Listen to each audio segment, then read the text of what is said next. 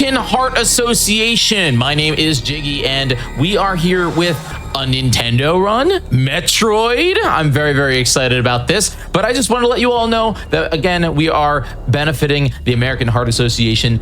They set quality care guidelines for cardiovascular treatment in hospitals. Only 50% of hospitals meet our guidelines, leaving many without best access to care. We can help the American Heart Association bridge the health equality gap. By 2024, that's this year, the American Heart Association is dedicated to raising and investing $230 million to advanced cardiovascular health for all by removing barriers to quality care access. Pretty incredible. So again, get your donations in, $1 all the way up to as much as you can. It really benefits it. But let's get into this. vswed, are you ready for some Metroid? I cannot wait to see some Metroid, because this is a game that I have actually never seen myself. So this is a first time playthrough for me. We're joined today, Chad and everyone, by wonderful guests. We have elserran, the runner. He is going to be putting on quite a show today. I have Metroid Dread, Hitless, and we have two commentators with us today. We have djcarmichael as well as heyblasty, both absolute legends in their own right. DJ has actually done a no-hit run of this game himself. Blasty has been a community member in the Hitless community as long as I can remember, even being in the community myself. Just a wonderful pairing. Can't wait to get this underway, actually. Would you guys like to introduce yourself? So I'm djcarmichael. And yeah, as vswed said, Dread was the first game I tried to no-hit. I pretty much did it like right after it came out, after doing my first playthrough. Definitely excited to see it ran at a marathon for a good cause. Yeah, also my first game, but it took me a bit too long to get. But finally, I got it in, I think was the July, the year after it came. Okay, perfect, dude. And are you ready to start, elserran? I am ready. All right, well, let's get it counted down here. We'll count it down at 5, 4, 3, 2, 1. Let's get it going, guys. I'm gonna throw it over to the commentators. Let's have a good one. Loading up here. Okay, so loading screens. Yeah, first we don't actually start a new game because the first cutscene is unskippable and it is 3 minutes long.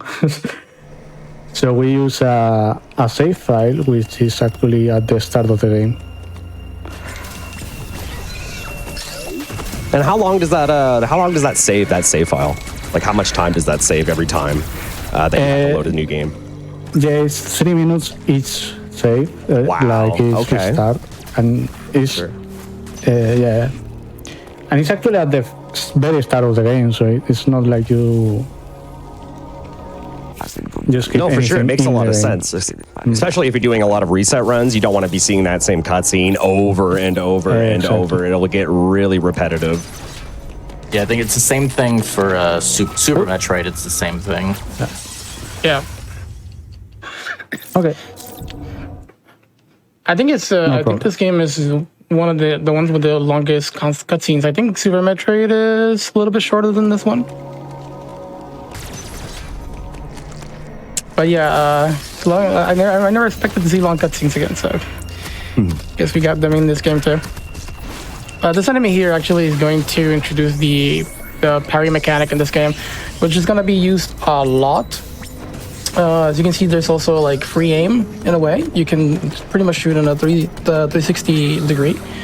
And in combination with the parry, we're pretty much going to engage most of the enemies around here. As you can see also, it has it's a bit of a dash attack, so you can move forward. Makes it a lot easier to make sure that we connect with the enemy, instead of like being more of a stationary attack. And then missile packs here, which is actually pretty interesting how we get 2 missiles from that. Usually in other Metro games, it's always a 5 missile pack. Yeah, in this this game is, there are 2 missile and 10 missile packs. Yeah, so that was the Emmy, which I actually forget off the top of my head how many total Emmys there are in the game. But they're kind of the especially for casual playthroughs, they're like the scariest part. They basically they'll grab you and just even off of the dread mode, which is a 1-hit KO from like anything. These guys, if they grab you, they kill you. You do have a chance. There's like a small parry window you can do, but it's pretty hard. So you just don't want to be caught. Yeah. It's like a very small window. Yeah, it's a really scary attack to engage in. I think all runners just choose to like avoid it because it tends to be a little bit inconsistent to now. And I think there's a total of 6 Emmys, but one of them we don't really fight. Not by choice, I think. Yeah, like I think there's a total of 8, but you only fight 6 in the game. Yeah, so this is basically each Emmy has its like zone that once you enter in, it'll be roaming around. These doorways. If it's like this type of doorway, you're entering a Emmy zone basically. And just to let you all know, we actually have our first incentive of the run here. If we make it to $9,250, there will be a Raven Beak missileless battle. So that's the final boss of the game. No missiles. So get your donations in here. Less than $250 away from to see that. So I've never played Metroid myself. So how important are missiles in this run exactly? Very important. Very important. I like the smile when how important are missiles. Yeah, like when I routed like my just normal any percent run, like I was making sure to route in like as many missile packs as I could to make because you upgrade your max capacity with missile packs throughout that you just find throughout the map. You use them a lot. Not having them on the final boss definitely makes it more difficult for sure. Yeah, it makes it harder. I was gonna say that this final boss is not for the faint of heart. Ravenbeak is hard. Ravenbeak is a very challenging Nintendo boss. It's a very scary end of a run for sure. Like even if you are fully kitted, Ravenbeak is tough. Yeah. It's probably the boss that requires the most practice, like by a mile, compared to the rest of the bosses. It has the most complex moveset. Well, it sounds like a great incentive to start getting some awesome donations in, considering we also have a saxophone no-hit run to see later. If we have to get there though, guys. We have to get there. At this point, you're working toward like a double. Yeah, it's an incentive of an incentive, really. Yeah. All right, so this is another Emmy sort of encounter. We can either get Emmy from the right side or the left side, regardless of what Emmy does. We still can get away from it. We're hoping that comes from the left. There you go. And so once it gets aggro, we go through here. If not, we will have to loop around, which will take just a little bit more time. But nothing super scary. From what I remember, in each Emmy zone, you're typically there's gonna be like 1 or 2 like common spawns, like where it's gonna be in a certain area. So you can usually, like, if you see it's in a certain spot, you can recognize it. I remember there was like one where there was like a spot it would spawn, and I would just like leave and re-enter to get a better spawn. Yes. On that type of stuff. So you can usually work around where they spawn in. Which is super beneficial, by the way, because having not being able to reset spawns on enemies will be way harder.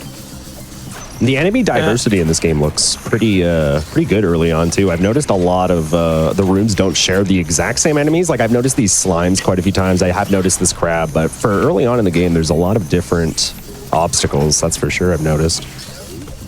Yeah, you don't see that. I mean, there's Metroid games, or Metroid like or Mania games like this. They have some enemy variety, but it's been a while since I've seen a game with this much enemy variety in such a game. Especially early on, because usually you kind of want to have like maybe 3 to 4 enemies and kind of like start like, you know, place them, you know, more all the type of varieties apart. So, you know, you have a bit of everything across the entire game. But this game is pushing a lot of new enemies up front. So I got here a really good RNG, and the enemy is just not here. So I can use... That was a good spawn. I can use well. And Which, by the way, we haven't talked about a boss that we will fight later. Oh, I never saw that. Wow, that's cool. Yeah, that's I forgot his name. Corpius. Corpius, yeah. Yeah, I didn't saw Corpius. I've seen other bosses do it later in the game, and I really, really like that. There's very few games that like to do that, sort of like, what do you call this? Like, you know, like make them appear before they're even beatable. One thing that we haven't talked about is that we already got Charge Beam. So Charge Beam is a staple of 2D Metroids more than anything, and in this game in particular, they actually gave it another use, which is there's doors that require some energy to be able to open. So you use the Charge Beam to unlock these doors. This is the first time we see this. We haven't had this in any other Metroid game so far. And then with that also comes the bread and butter screw attack. So when you fully charge your beam and you do a spin jump, your body basically becomes a hitbox. So there is a big number of enemies that can die in one hit out of a screw attack, and the crabs are one of those that don't. But if you already noticed, it might happen again in the future. Elserran actually does a charge shot into a screw attack to finish the crab. So enemies that require more than a screw attack might probably go for that sort of strat. Yeah, and at the first enemies, they usually just die by a melee attack in running. Ay. Okay, that was my fault. But yeah, as soon as you get the charge beam, the crabs start spawning. So you actually need to use it.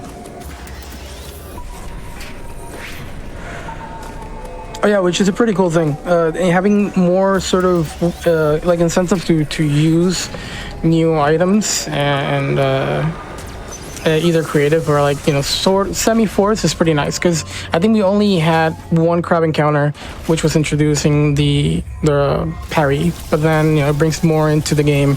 So, you know, parry is not the only way of doing it. This is the first central unit that we actually get to fight here.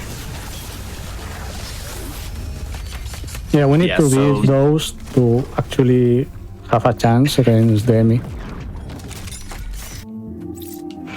Yeah, basically killing needs gives you the, I think it's called the Omega Cannon. That you basically get for the enemy encounters. Like once you kill an enemy with it, or an enemy with it, it like dissipates, or it basically turns back and it's just your regular beam attack. But yeah, that lets us kill him. Otherwise, we would not be able to. Yeah, if you notice, Serran here actually open the door and stay really close to the door so it doesn't shut. So that way, in case this strat here doesn't work, which is you know, a lot of rapid shots into a full charge shot, then Serran can transition to the next room and finish the fight over there. Yeah, it's a safe strat in case something happens, and I can just go back and fight again. The charge shot for the kill, it's not like super precise, but it's precise enough that, you know, I mean, you might occasionally miss it, and you definitely want to back up because you don't want to get grabbed. Yeah, when you're doing hitless runs, it's really good to have a plan B and a plan C, because things are probably gonna fail, but it's not like the end of the world. So if there's ways you can, add another strategy in case things don't work out, then at least you can save the run and continue on. And so from killing that Emmy, pretty much every Emmy is going to give you some ability. This one gave us, it's called Spider Magnet, and you'll notice he is grabbing to the blue walls now. So like before you could like wall jump off of those, but now you can just grab them. Yeah. And here we have this boss that we saw before. Now we fight in this area. I'll just remind everybody that, again, we are raising money for the American Heart Association. Get your donations in. Again, $1 or $100 makes a huge difference. Just get your donations in here, and we are trying to get to the first incentive, which is $9,250, which will mean that we have no missiles for the final boss.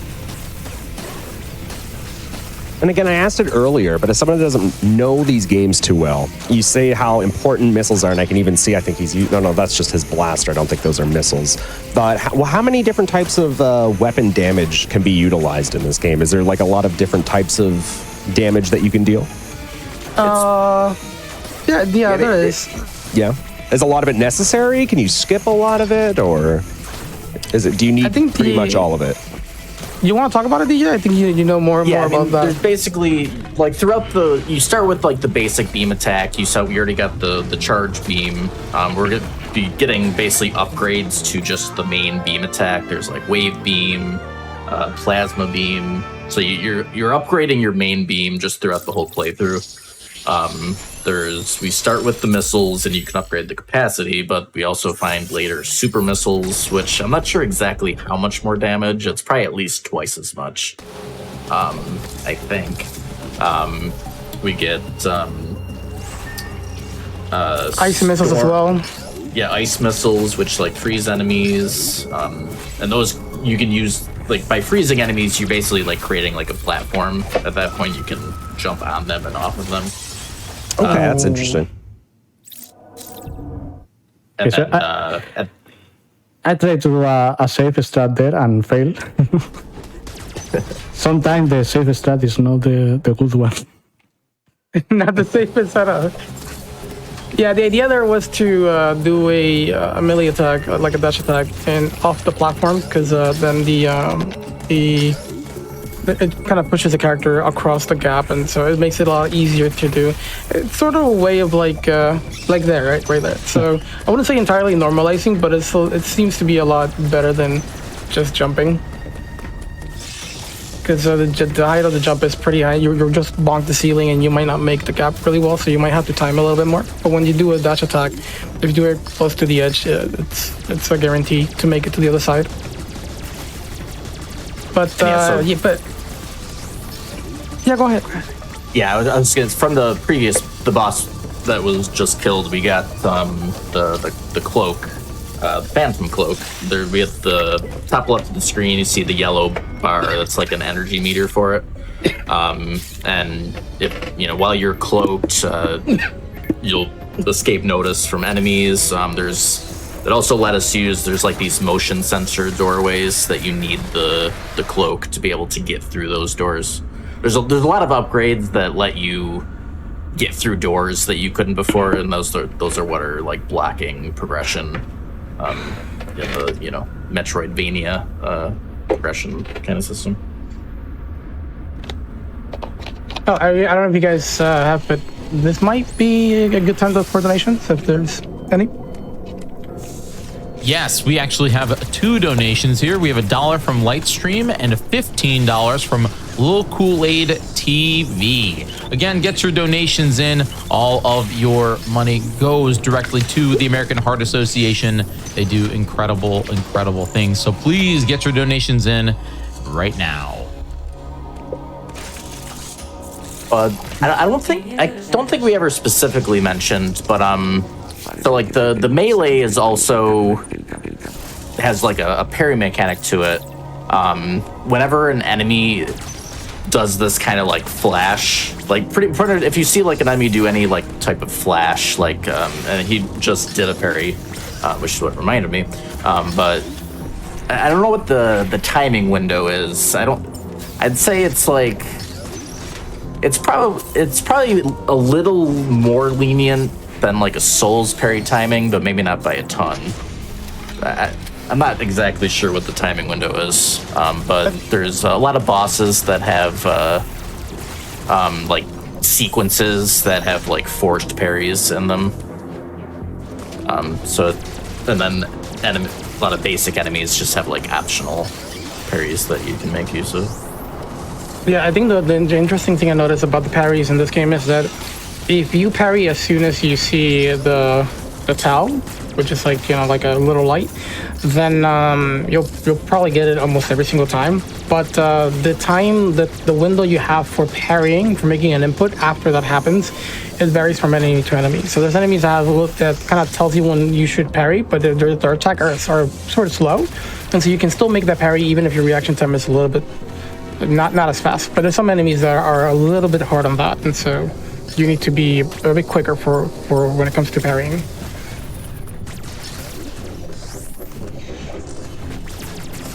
Quick shooting here. Some of these enemies are kind of scary to deal with. You kind of don't want to have them around when you're wall jumping. I really do like the laser ability, how you could just like kind of see where your bullet's going to go. Oh yeah, It's a nice little touch. Yeah, I think unless I'm mistaken, this was definitely the first 2D Metroid that had like free aiming like this. Unless did one of the 3DS ones? Yeah, the 2 remake had it. Right, because I never played that one yet, so that's why I'm forgetting. That was the first one that this development team did, and this was kind of their second attempt, and they did pretty good. Yeah, that game is pretty good too. But when you compare it to Dread, it just the game felt like a sort of I wouldn't say like a alpha project, because it's a really good game, but more of like you see the mechanics more refined in this game and way better, you know, polished. It was their first time, and it's also limited to the 3DS, so still a great game. That is true. Yeah.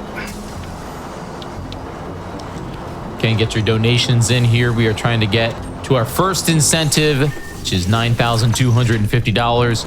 We're no missiles for the final boss. Now, you might think that that's far away, but the faster we get to it, the closer we are to getting that Elden Ring saxophone run. I want to see that so bad. It is quite the run. I can assure you guys that, as someone that's seen it before. Are they? It is amazing. Playing with the controller is a saxophone, right? That's an electric one. Yes, it's an electric saxophone. Correct. Yes. Yes. I want to see that. It is that. That's exactly what it is. Yeah, it's exactly as it sounds. Yeah, it's something. If there's a good cause worth getting, it's this one, guys, for sure. It's gonna be quite the show. Yeah, I agree. I've seen a little bit, and it's kind of nuts playing with that. It's pretty wild. He's very good too. So. All right, so Serang is trying to do here what we call the Adam skip. I think there's a word between those two. I forgot what it is. But basically, a way to skip a portion of Adam, and it involves the wall jumps here are very precise. You need to do 2 wall jumps into sort of a melee attack, so it pushes you down the slope. Like the downward slope here, into probably the corner that you want, so you can make another perfect wall jump into the top part of the right side. And if you do this right, then you get all the way here. There you go. And we skip Adam. Nice. We're gonna be doing, I think, like 3 more interesting skips like that to get some early upgrades. And if anybody who played Metroid types of games for a good amount, they know that sequence breaking is probably one of the best things people enjoy when they're replaying the game, because it just makes the gameplay so much different. And this game is no different at all. So Wouldn't be a Metroid we without will- sequence breaks. Yeah, it wouldn't be a Metroid, except Fusion.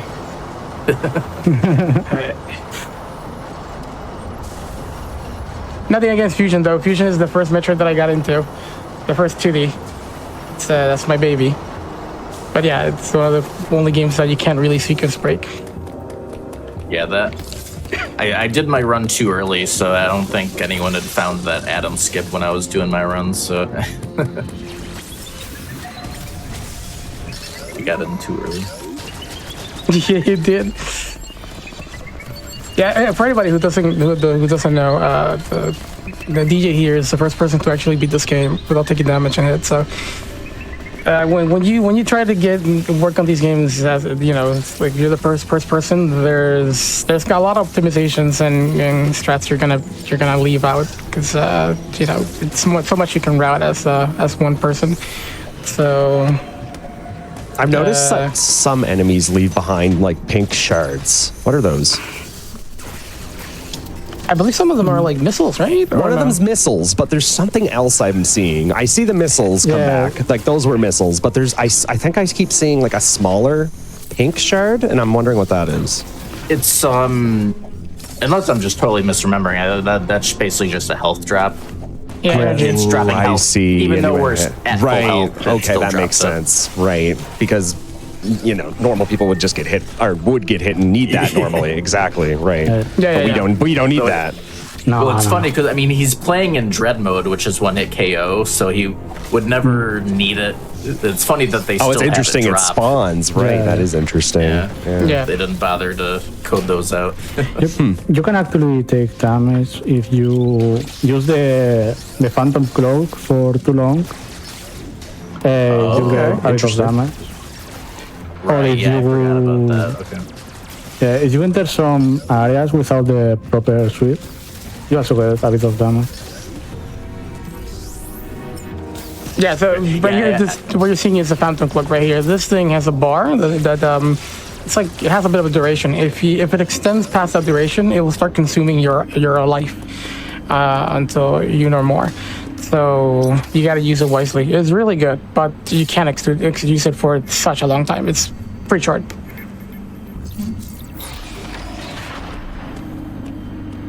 But mainly is used for some doors that are inaccessible if basically they can see you. So you use a cloak, the door doesn't know you exist, and you can walk through it. Good old stealth. Good old stealth. Probably be a good time if there's any donations. So right now we only have a $5 donation from Richard. Thank you very much, Richard. So I'll let you all know just a little bit more about the American Heart Association. The American Heart Association is working towards health equality by providing education to healthcare professionals and the public, applying new knowledge to treat heart disease and stroke, teaching individual prevention, as well as focusing on health impact through the conditions in which people live, work, pray, and play. They are fighting against the systems, the law, and customs that perpetuate institution. And so definitely get your donations in. And thank you so much. $1 donation from Dread OP. Thank you. Yeah, guys, get your donations in. You guys not gonna want to miss these two incentives. Really, really good. Must watch. As you can see, some enemies do require parrying, especially these guys. Really scary to just go get past them. So it's always best to wait for them. And very important is to keep your distance, because it's easier to react to them when you're further away than when you're close.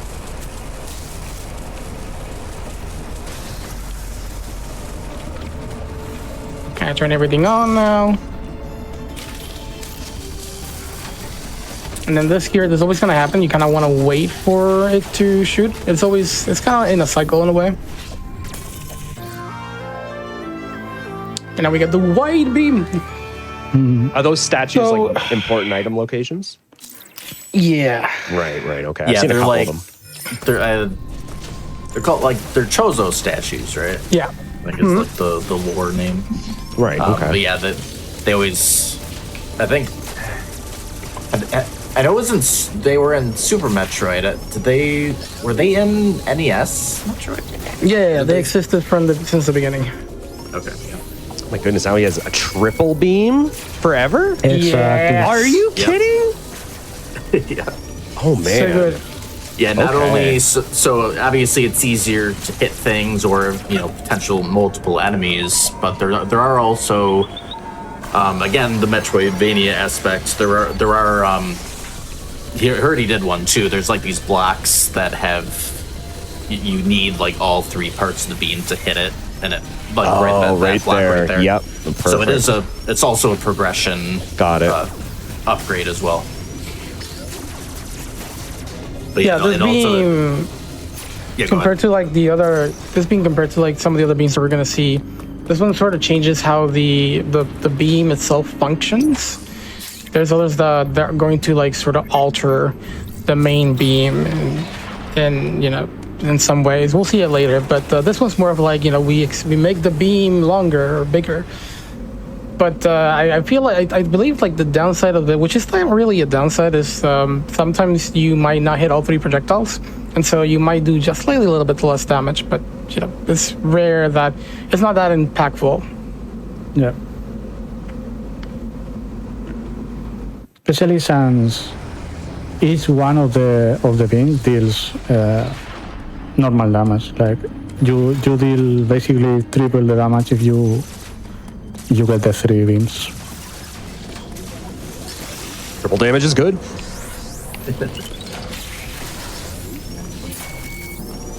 Yeah, as you can see there, that enemy that the Saturn just parried, the animation was just starting. So it's some enemies they're like during the attack animation, others are like initial, and you can kind of parry them pretty early, and you'll be fine. Some of them require you to like have like the best timing to just sort of parry before like even like maybe at the start of that animation. So you kind of have to pre-parry just to have the best timing. This is another central unit. At this point, it's kind of like a repeating theme. Once you see a central unit, you know that you're gonna be fighting an enemy, because they're the only ones that give you the power to take them down. They just throw sonic rings at us, apparently. Yeah. Yeah, that's another classic. I don't know that they're alive, so maybe not an enemy, but they're like a projectile, anyways. It's being shot at you. This cinematic seems to happen a lot. Why is there always like a side cinematic that happens with these types of enemies? What's this exactly? That's a good question. Probably more like for show or cosmetic. I don't know. I don't really know.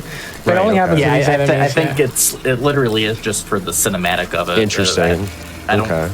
Yeah, not really any other. Yeah, I think it's just to make it. I don't know if more interesting is the right word, but Well, actually, now different. that I don't know. think about it, there are certain enemy fights where you're kind of like on one side of the room while the enemy's on the other side, and the screen in sort of like the normal 2D that we see right now might not be long enough to actually capture that enemy from far. So fighting the enemy, the enemy from this perspective gives you a little bit of a disadvantage. So the sort of like camera tilt in towards like the further away that helps you sort of like nail the shot and not miss. Because breaking their armor and their face takes a while, so I probably the main reason besides looking good, just to make it easier to like land shots from further away. That Emmy gave us probably one of the bigger, I guess, like important upgrades is the ability to morph into a ball. Let's just get into these tiny spaces finally. It's definitely one of the more classic upgrades Yeah. Yep, as well. been there since the beginning. It's the one I think of personally. And I think the reason is because of Super Smash Brothers 64. Yeah. Yeah. And for those that might not know, the ability to lay bombs is not a given. We do it. That is a separate upgrade that we will find later. Yeah, I think this is I'm probably gonna talk about this later, but this is probably the first game that introduces another type of bomb. Because it's always just true. classic. You got only 2 types of upgrades for Morph Ball. But this game probably looked at it and went, well, we need to give the Morph Ball a little bit more love because it's been like this for more than 20 years. So Yeah. so you'll probably see we'll see later on another pretty cool Morph. Oh, by the way, if you take that energy tank, it's a hit. Yeah. Why's that? It's oh, is it a trap? Yeah. No, it's not a trap. It's a little jug that we have. We actually don't grab energy tanks on hitless runs. Oh, okay. Yeah. You gotta reset. Right. You got to, yeah.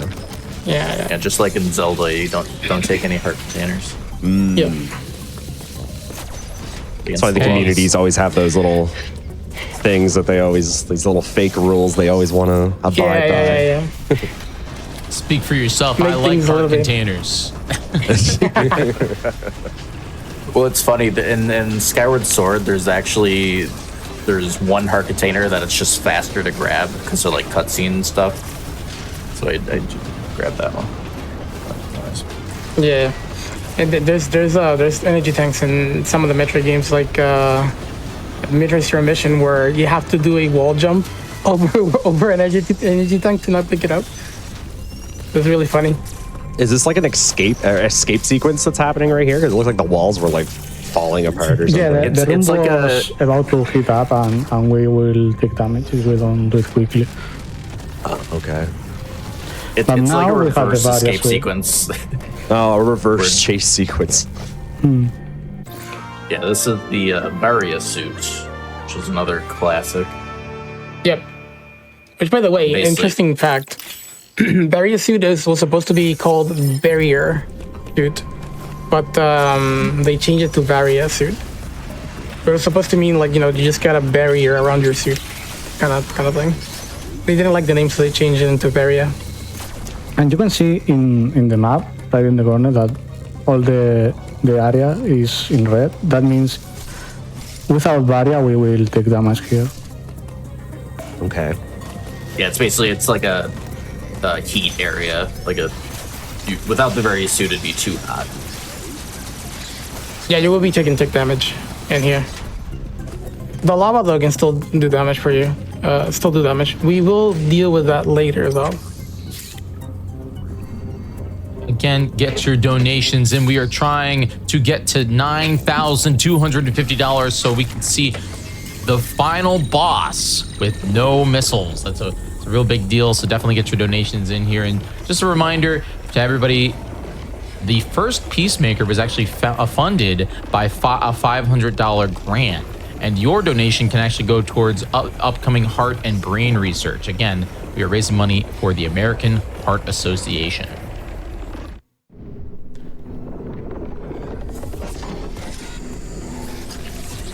Right, so Catharsis. I think we're going for the next upgrade, Sarang, or this is straight to grade? Crate. No, we are going to see a familiar face here. Oh, okay. So yeah. And is that The best cinematic bug. or is that a parry? Is that what that is?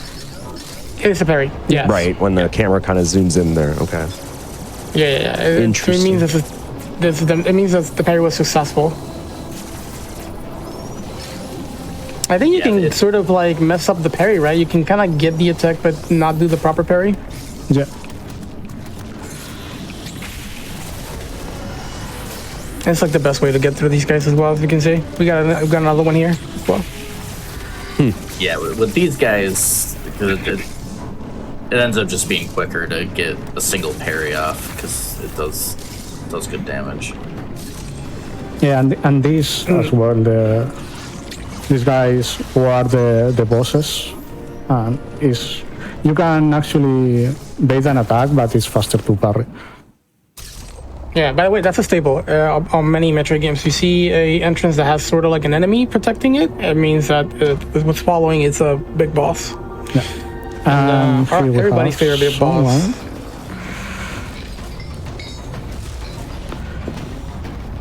which is actually the one enemy that appears in the first Metroid.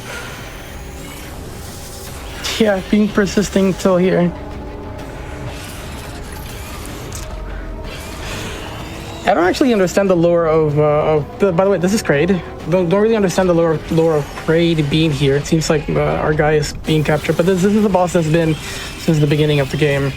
And this is the first phase. It sort of does like fake attacks with those punches, but it can't really do anything except like throw those claws, which you do have to pay attention. And then also, you know, it throws these sort of like projectiles, which some of them you can destroy, but the ones that are like in fire you cannot, so you have to dodge them. The rest you can shoot them out. And then here we go for second phase. Second phase starts here in the bottom. These projectiles will come out. You do need to shoot them. Make sure, you know, if you can, you're gonna have to jump over them. And then this is sort of like a wave attack. So you jump over, land in the center, and then go back. And as you can see, you always want to be like in the left side just to make sure you can kill the projectile as much as you can. When you see this animation, it means Kraid is gonna throw basically things out of his belly. And in other games, you kind of use it as platforms. I don't know exactly if you do that for this. I think you also do. But once that happens, you can go up and start shooting its mouth, which is like where the boss is weak to. And as always, Kraid, you shoot the eye, and that makes Kraid open his mouth so you can go for the attack. Nice parry. Yep. Wow. Yeah, so Kraid has a parry sequence. I think. Yeah. I think for bosses that have a parry, it usually goes into this like kind of cutscene-esque. Yeah, it's like mini fight sequence. yeah. It's like a risk reward thing. You get to deal a lot of damage for free. Yeah, this is the diffusion beam. So the diffusion beam is a beam that actually appeared in the remake of 2, and we're seeing appearance again here. It's kind of like a sort of. When I first saw it, I was like, oh, this is a wave beam, but it's not exactly a wave beam.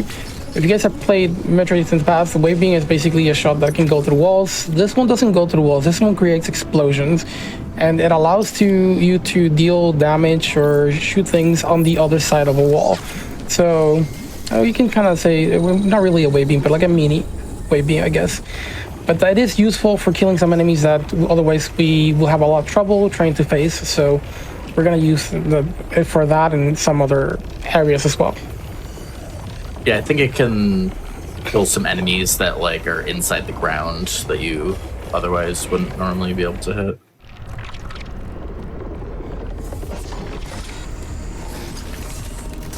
You're Yeah, getting another- so close. We are less than $200 away from seeing No Missiles final boss. If you want to Let's increase go. the pain of the final boss, it's like already hurt enough. Yeah. Also, I think we have a little time for donations as well, if there's any, before the next fight. Absolutely. So we have a couple donations here. We have $5 from Robbie Duran. Thank you very much. We got $5 from Stagnatsu. Thank you very much. We have $5 from Eurofed. Thank you very much. And $20 from Seltrun. Thank you very much for that. Again, your donations go to the American Heart Associations. They can help towards grants for communities to bridge the food gap equality. They do a lot of awesome stuff at the American Heart Association. So definitely get your donations in right now. We're trying to get to that $10,000 Elden Ring saxophone run. So I really want to see that. It's going to be a good one if we get there, guys. It's going to be I a good hope one. we can get there. Yeah. Really do. Yeah, we can do this, guys. Come on.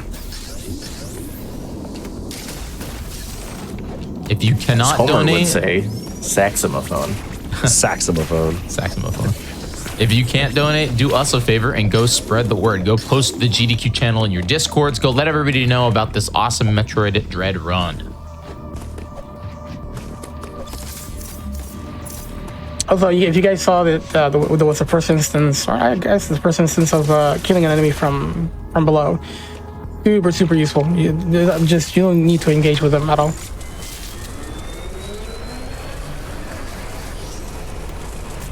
And then here, just turning everything up. This another area that's gonna have. I think this is where we're gonna get bombs for a North Ball. Yeah, bombs is in the next. Which honestly, it's really late. This is very there it is. So we get bombs. Bombs is one in every single Metroid. Is one of the first upgrades you get. So this is the first time you get a very late bomb. But I believe it's just because of the fact that you are this game has a new mechanic which is like sliding, so you can slide through gaps that you can normally morph, but you don't need it everywhere. So I already saw him take a few shots through walls, I think, there with his new upgrade. You can already start seeing the value of it. yeah, they're very useful. Because again, it's like the Hitless, and when you're doing Hitless, you kind of want to find ways to avoid, I wouldn't say avoid every confrontation, but make things as safe as possible. So it helps a lot. Yeah, putting a wall between you and what you're attacking seems pretty safe. Like a good idea. Here's another Emmy section. You can kind of tell the Emmy section is based on like the sort of color palette that these rooms bring, and how the doors are kind of look. And you know that the enemy is roaming around. As you can see, we're using the cloak to make sure that we can get past the enemy. And every single enemy encounter, we always want an optimal position so we can get past the enemy.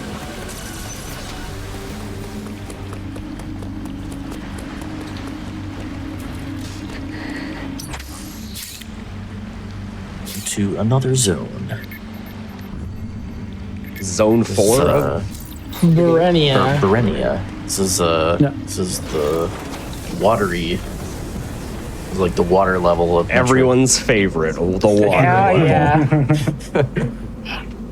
Everyone's favorite. Big fan of the water level, but not when you don't have gravity. And you get gravity suit kind of late too. Yeah. Yeah, now the order of like upgrades you get in this game is pretty interesting. Gravity is one of those ones that you can, in other games you'll probably get it mid game, maybe a little bit early. Especially power bomb. Yeah, Power bomb is like power mega bomb. late in Dread. I really do like this approach because it may power bombs. Right, the morph ball bombs, like the super bombs, right? That's pretty late in Dread as well, or in Super. In Super Metroid, you can get them. Oh, it really depends. I think if you do like the Nintendo run, you might get them a little bit late. But yeah, that's true. Yeah. Oh, but if you manage to get Ice Beam, you're talking about cheating. Oh. Don't. Well, hold on. You have to say that yet. Hold on. Nobody needs to know. But yeah, if you get Ice Beam, which you can get it pretty early as well, you're able to get power bombs pretty easily. Just want to also feels like say intended. Here that we have a $100 donation from Tattered Lion. Thank you so much for your donation to the American Heart Association. That puts us less than $100 away from that first incentive. Let's go. Less than 100. We got this. I mean, we have to have this one, guys. We got this for sure. Yeah, you want to see this. You definitely want to see this one, guys. Again, whether it's $5 or $500, it makes a huge difference. The American Heart Association actually puts out more AEDs. So those are like the defibrillators into public spaces. So they're teaching a lot about hands-only CPR as well. So your donation really makes a difference. And because everyone hates water levels, we are going to skip it. Yeah, so this is a way to get flash ship early. The difference is it's just going to be maybe like 3 to 4 rooms or 4 to 5 rooms to be specific. And you basically need to go to the left all the way down and then kind of go like a loop around and then go on the door that's up below. And then that's why you get flash ship. But if you do a well-timed successions of bombs here and you stay in the air long enough, you can avoid going through the water level and get flash shift a lot earlier. So Yeah, this skips a lot. yeah. This was another skip that was not thought of back in the day. Yeah, which makes me wonder if how does really this sort of plate works, because I thought it was timed, but maybe there's like sort of like a trigger that if you actually stay away from that trigger for the next amount of time, it probably opens up. Definitely looks tricky. It is tricky. After like the fifth bomb. Yeah. Oh, so close. That was so close. So I know like in a lot of Metroids have like infinite bomb jumps where like you can just like, if you time the bombs right, you can just like get infinite height, but that's usually like just like kind of in a straight line up. Like doing it back and forth like this adds a lot of nuance to it. Yeah. Where it's not like just timing the bombs. Yeah, these diagonal bomb jumps are very tricky to do in any Metroid game. I just want to say we are $20 away. $20 away from that first incentive. We gotta get it going here. Gotta get it going. Get your $20 donation in. Who's gonna put us over the edge? That was it. That was it.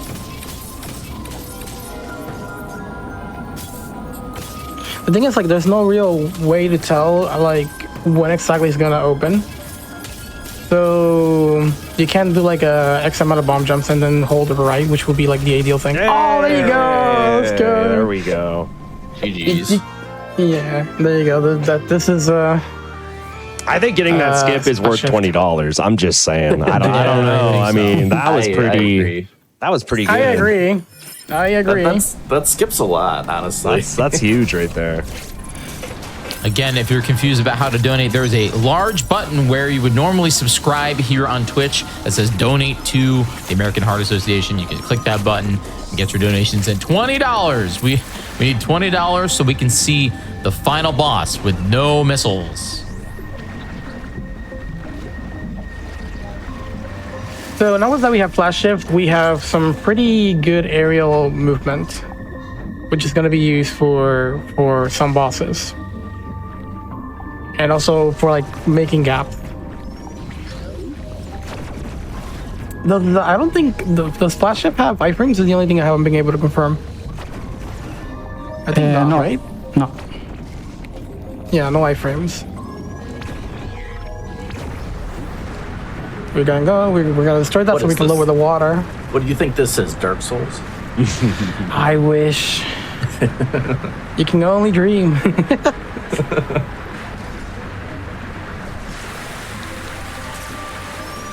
Oh, it just looks so cool, you know, and you flashing and everything. I'm like, oh, there's iframes. Heck yeah. Also, you can do it 3 times. Pretty cool. It definitely looks like something that would have iframes. Yeah, that was my initial thoughts when I saw it. But then again, it'd probably be too strong of an upgrade. Thankfully, the developers did a great job introducing new mechanics and making the enemies sort of like function well around those mechanics. Because you can always make a pretty strong upgrade or weapon, and then completely destroy the entire game, and make it so that you don't really engage with most of what the enemies have to offer. But the way Flash shift has been introduced and used is really good. It doesn't really take away from any of the enemies. And just to let you all know, we hit that first incentive. We hit the first incentive, so we are going to see Ravenbeak defeated with no missiles. Thank you very much. Good Can job, I run chat. through a few of these donations? Yeah. Awesome. Cool. We please. have a $10 donation from Olivia Wyrick. Thank you very much. A $50 donation from Kurt Mack. Thank you very much. A $12.67 donation from Chaos. Thank you very much. We got a $20 donation from Deadeye. Thank you. A $20 donation from Make. Thank you. A $25 donation from Muckworm. And a $20 donation from Tattered Lion. Thank you so much for all those incredible donations. We appreciate you very much. And it sounds like we might have another incentive coming up here soon, too. Yeah, that second like incentives. incentive, guys, is going to be in at 9,600 for all bosses on this run. And as someone that's never seen this run before, how many extra bosses would that add on? Only one. Only the one. And Only is that one like an boss. end game, like special kind of really hard, really difficult kind of boss? Or Yeah, it's actually only 3 bosses can be skipped in the game, but 2 of them is actually faster and not that much harder to beat them. So the only one that we skip is double fight, that it's actually quite hard.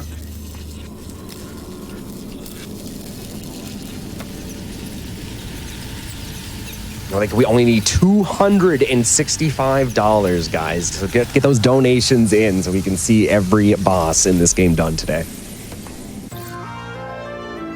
This That is is probably correct. my. Go ahead. Everybody's. All I was going to say was that we are less than $300 away from seeing all bosses. So definitely get your We got donations this. in. Yeah, we definitely got this. And you are moving very quickly now. Oh, he's moving. Oh my goodness. Weesh. Moving. This is the speed booster, another classic upgrade, and what definitely, probably overall just my favorite upgrade. It's cool. There's a side ability of it is this. What they're called, Shine Sparks. Basically, once you've reached max speed of the speed booster, if you press down, it charges a Shine Spark, and you can get an upward dash. You can do like side dash, like horizontal dashes as well. They're really cool, and there's ways to get a Shine Spark and use it, but then keep the Shine Spark, and there's just a lot of cool things with the speed booster. It's really cool. Yeah. Yeah, it's a really good upgrade. Every single game that has it, it increases like how creative you can be in the game itself, because then you can go back to previous areas and go like, oh, maybe I can do this, or maybe I can do that. And thankfully, another thing about this game, Shine Spark, is it doesn't consume your health. I think Super Metroid is the only game that does it, where if you use a Shine Spark, you lose health. That's a trade-off. But in this game, they removed that trade-off, so even if you have very low health, you can still do a Shine Spark and just keep moving until you crash into something.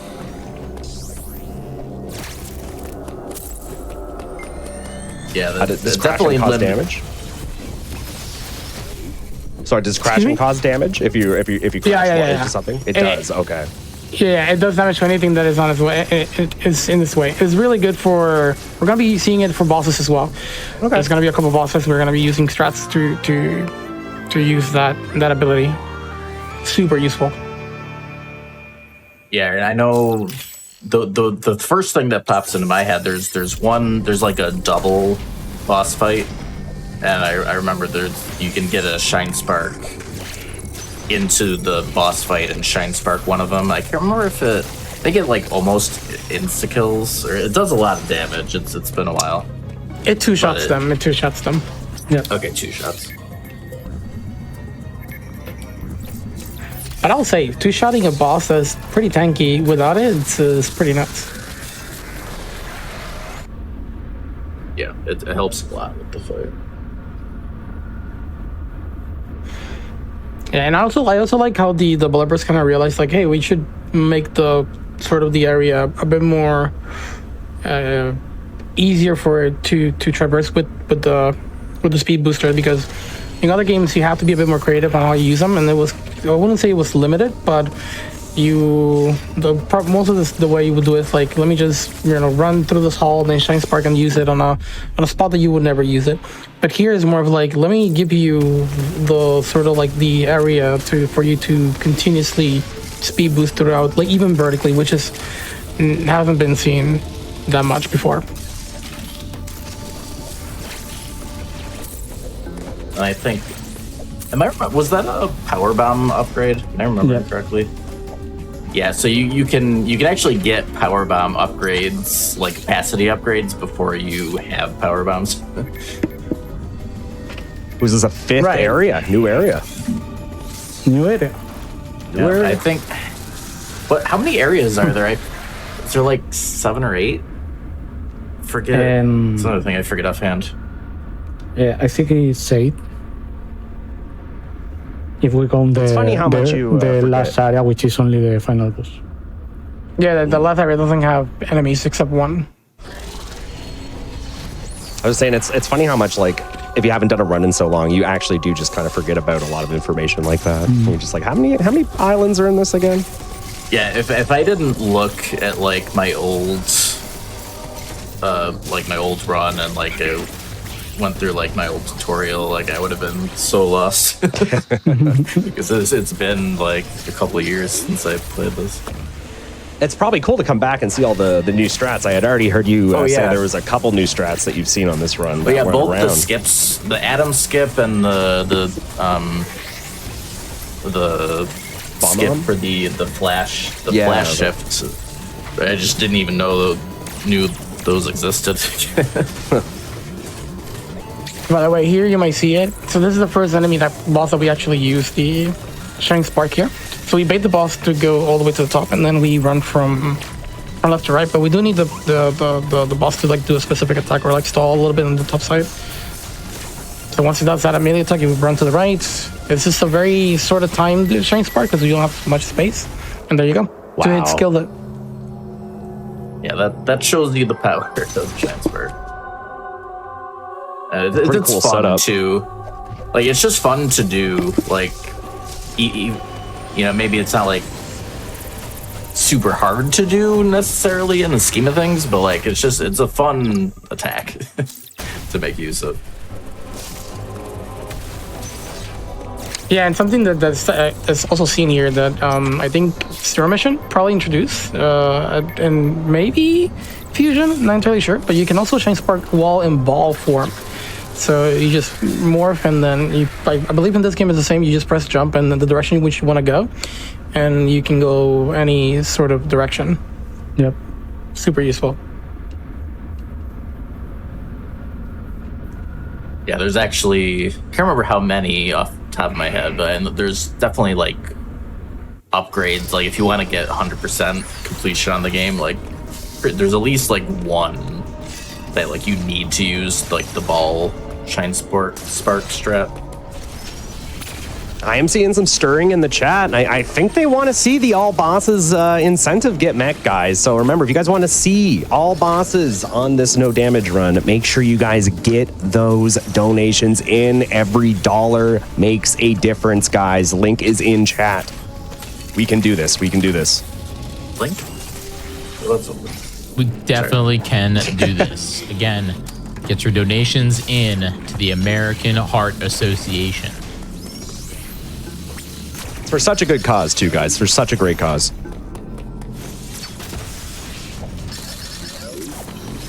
Yeah, every single money spent is well invested. Yeah, it's such a great cause. Ooh, this area looks cool. This gives me like Donkey Kong Country vibes for some reason. I don't know why. Just something That about was my it. first thought. What's that like aquatic song again? Aquatic Ambience. Yes, I love that song. It's a classic. I think. Wait, no. It's it. I may be confusing it. I think Sticker Brush is the other one. Because there's two that sound alike. I think Sticker Brush might not be the aquatic one. Yeah, it might be Aquatic Ambience. I think the Bramble one is the other one that always stuck out to me. Yeah, that might be Sticker Brush. Yeah. Yeah, you can put that OST in here, and you would think this is Donkey Kong.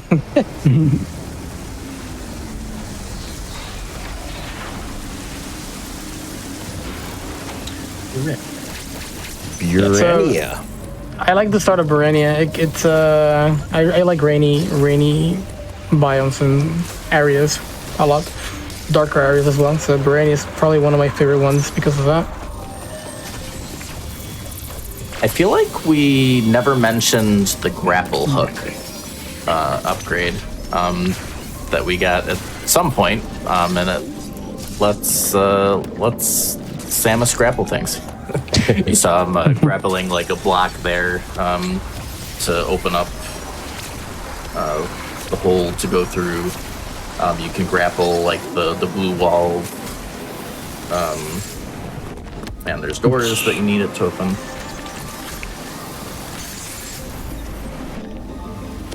There you go. So basically, this is another like stealth strat.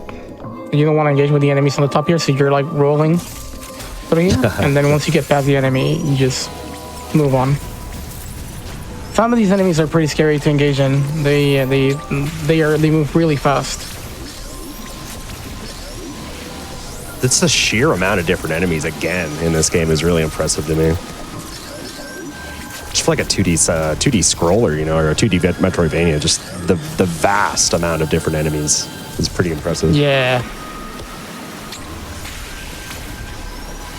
Yeah, and so it's like the approach to them is a little bit different as well. As you can see, like in the beginning, where we're kind of going pretty fast and aggressive. Here, we're more slow. Yeah, methodical. For sure. You can definitely see him making use of that through the ground one or through the wall attack that he has. Diffusion beam. Yeah. Ooh, those guys are scary. Yeah, I missed the grapple there, and the enemy noticed. Almost got it.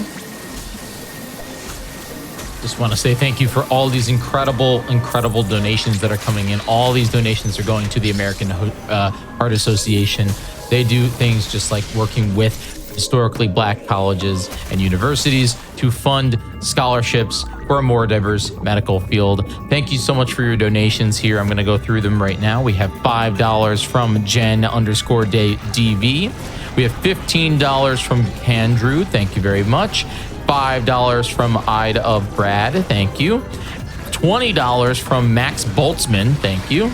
And $25 from Ozdevil Lady, or Ozu Lady Devil. I apologize. Yeah, thank you guys for all those donations. We really appreciate it. So, this is Dragia. It's a pretty short boss fight, but basically you gotta wait for the water to fill up, and then you're able to hit this tentacle. Once this tentacle's down, you basically need to shoot two sort of like buttons on each side, and once that's done, the water lowers again and makes the boss vulnerable to taking hits, but it's not entirely defenseless. You still need to parry it. There you go, GG. Very nice. It's kind of like a puzzle boss. The first time is puzzle. You don't know what you need to do, and it's really hard, but then it gets easy because the gimmick is you already know it.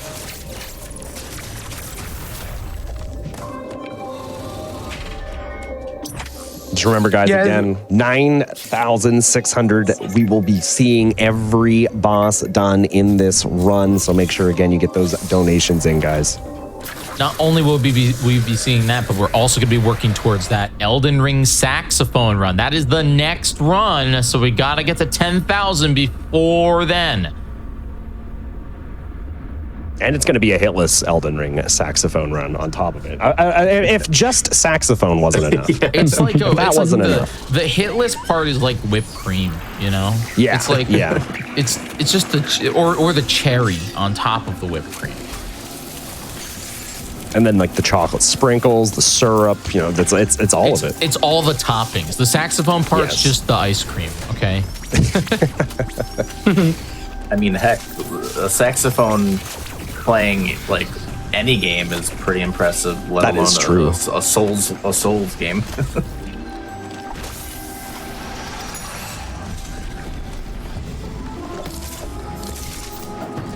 I think Gavoran, I think his name is the more nature-like type of biome. Like Yeah, very, this- very like yeah, it's plant like- kind of thing. Jurassic almost. Yeah. Ooh, nice shiny spark there. Yeah, another Shining Spark. Yeah, so this is the robot chose a soldier. And we're gonna be facing one for now, but the strat is just to take him from one side to the other. And so we position ourselves here, shoot him diagonally, and then if it jumps over to us, and we flash shift to the opposite side, and then we shoot from this position here. And it's like just pretty much a loop. Whenever the robot soldier does shoot projectiles, you kind of want to go to the corner more because you might get hit. And that initial Shine Spark saved a decent chunk of back and forth time. Yeah. Yeah, definitely saves a ton. Again, if you see this palette of colors, you know, there's an enemy in there. If you're pathing, it's good, and you barely see them. We are But, just getting we're getting a lot of big donations coming in, guys. This chat really wants to see these incentives met. So if you're out there and you want to see more Metroid Prime, more Elden Ring, Hitless with a saxophone, get those donations in, guys. We're getting close. Very Absolutely. close. Absolutely. We got a $21 donation from Richard. We also got a $50 donation from Rogue Jelly 2. Wonder what happened to Rogue Jelly 1. Maybe they got turned to jelly. Ooh. Went rogue. All right. They Rogue went Jelly 2, rogue. donate again and just tell me what happened to the first version of yourself. I want more on this saga. Yeah, the lore needs to happen. Yeah. We must know.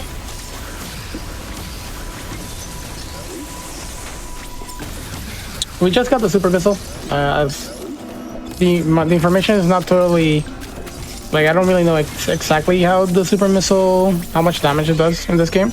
Normally, super missiles tend to do 5 times the damage of a normal missile, but in this game it might be just twice. I'm not entirely sure. But as you can see, there's like doors with like sort of a green shield. Those means that can only be opened with super missiles. Before we had ones with red shield that meant they could only be destroyed with normal missile.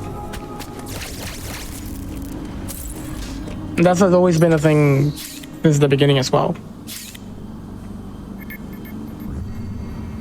Now we're heading to another new area. This one is a little bit smaller. But we do get some. This is a nice lore area. Ties into Metroid Fusion. Oh yeah, with the X parasite, I'm guessing. Yep. Yeah. Does it tie into the jelly lore?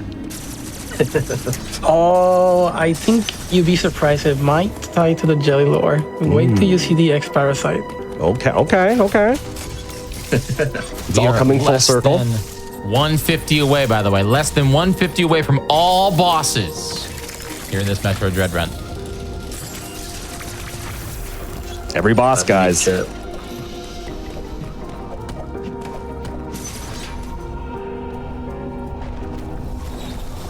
you see. So these are the X parasites.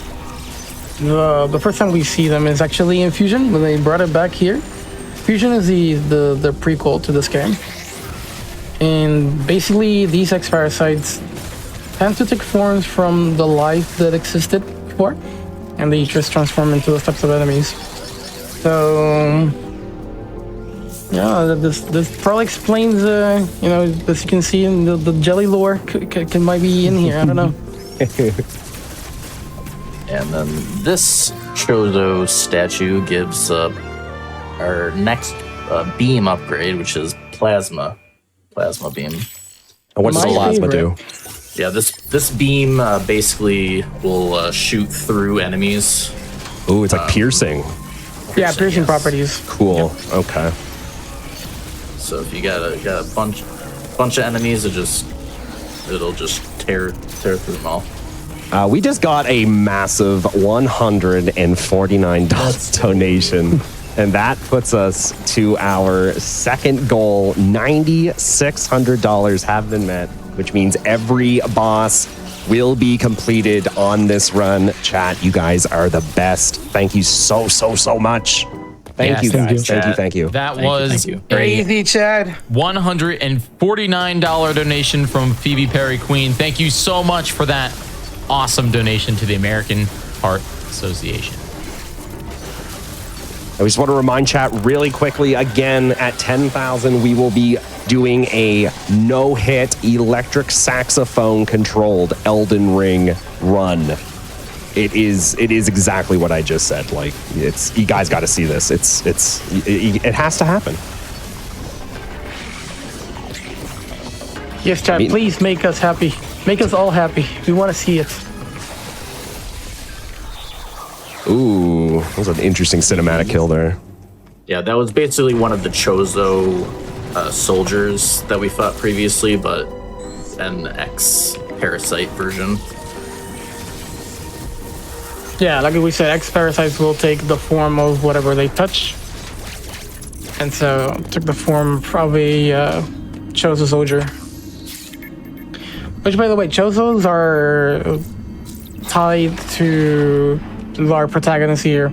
They are a nation race that some of them still live, but most of them kind of disappeared. They raised our protagonist here as a child. They took them, they showed her everything that she knows, and gave her also the special suit in which she has, which also explains why you go to a Chozo statue and it has an upgrade. It's very deep lore. Yeah. All right, it's time. The next incentive, less than $400 until we get to see the saxophone-controlled Elden Ring Hitless run. So let's Chat get to is that. actually, they're cooking right now. Less than 400. Wow. Less than $400 away from seeing that incredible run. And again, all of your donations go to the American Heart Association. They help educate the world on how to better take care of our bodies and the dangers of vaping.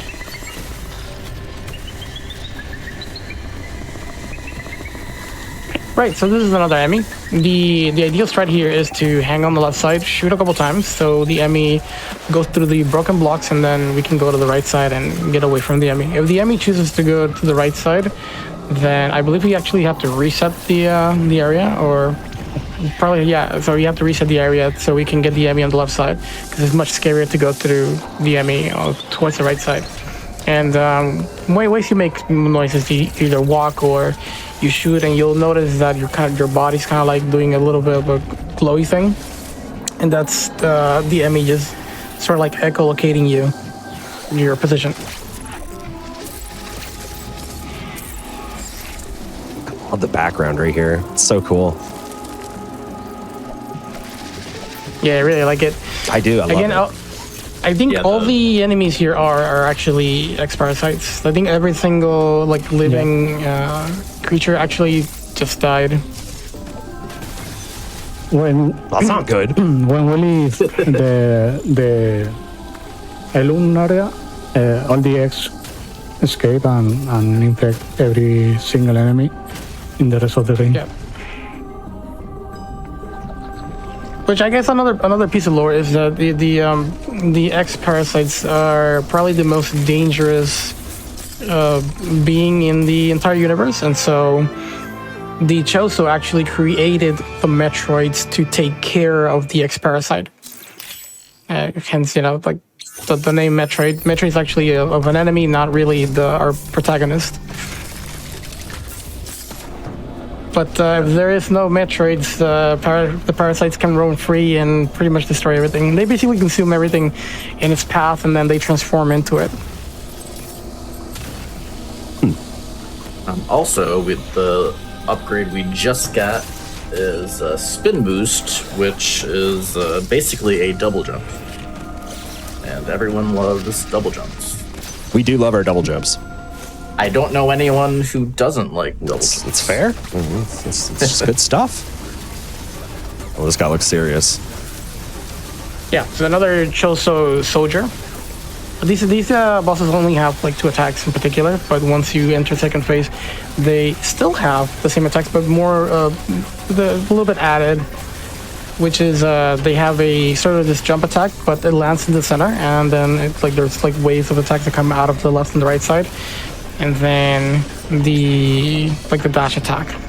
And here's the 2 parry that you need to do back to back, and that's pretty much the end.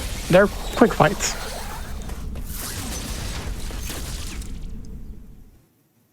Now, if you guys are wondering why does the parasite doesn't hurt Samus, is because of the events in Fusion, which is a previous game to this. But basically, her armor is well suited now to deal with them, especially because she also sort of merged with the parasites. No, she merged with the Metroids, which makes her immune to parasites. That's like even deeper lore. This game's all about the lore. Yeah. Wow. Yeah, I actually remember this Emmy zone specifically. You want a good spawn for the Emmy.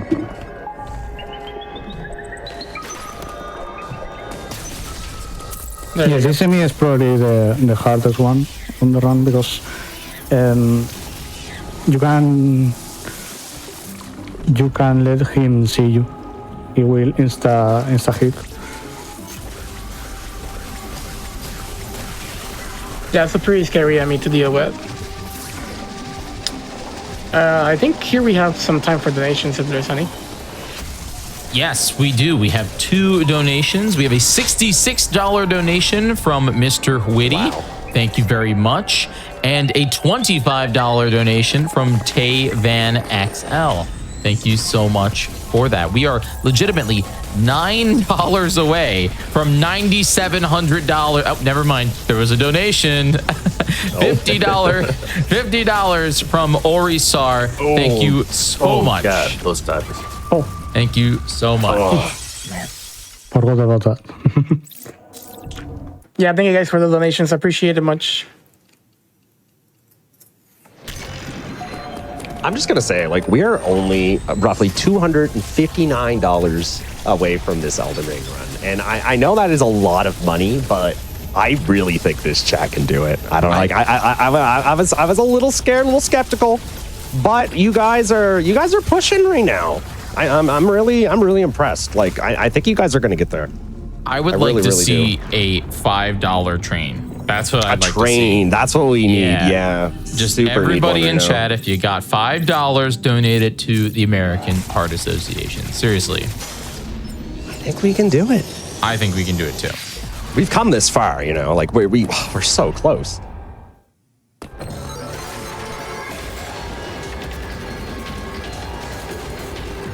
Here we go, another Emmy fight. We're kind of waiting for the Emmy to actually approach us here.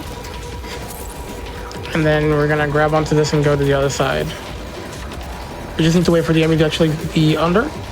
And I think this is probably the first what I actually meant before. It's like the reason the camera angle is like this is because you might not be able to see the enemy if the camera angle was normal. So Yeah, that's true. So it doubles up as a nice way to see the fight, but also an easier way to like nail the shots.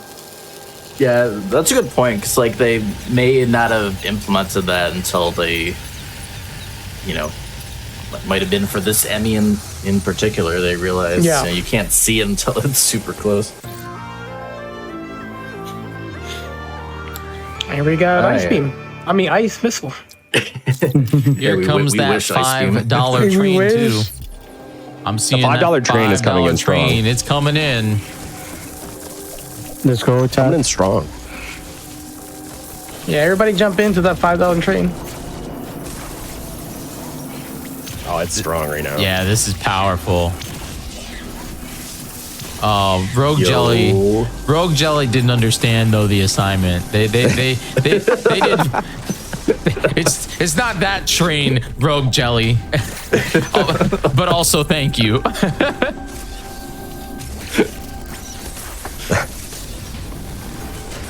We are getting so close here. I'm gonna start reading some of these if that's okay. I think we're sub 100, guys. Sub 100 away. I think we're there. Actually, I can't tell. There's some lag, but We are 101 away.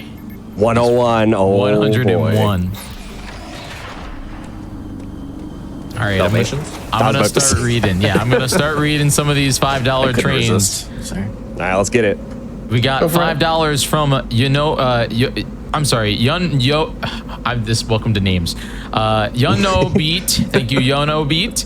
Thank you, Richard. I'm gonna just say all the people that did $5 right now. Yono Beat, Richard, Jen, thank you. iFreezer, Make,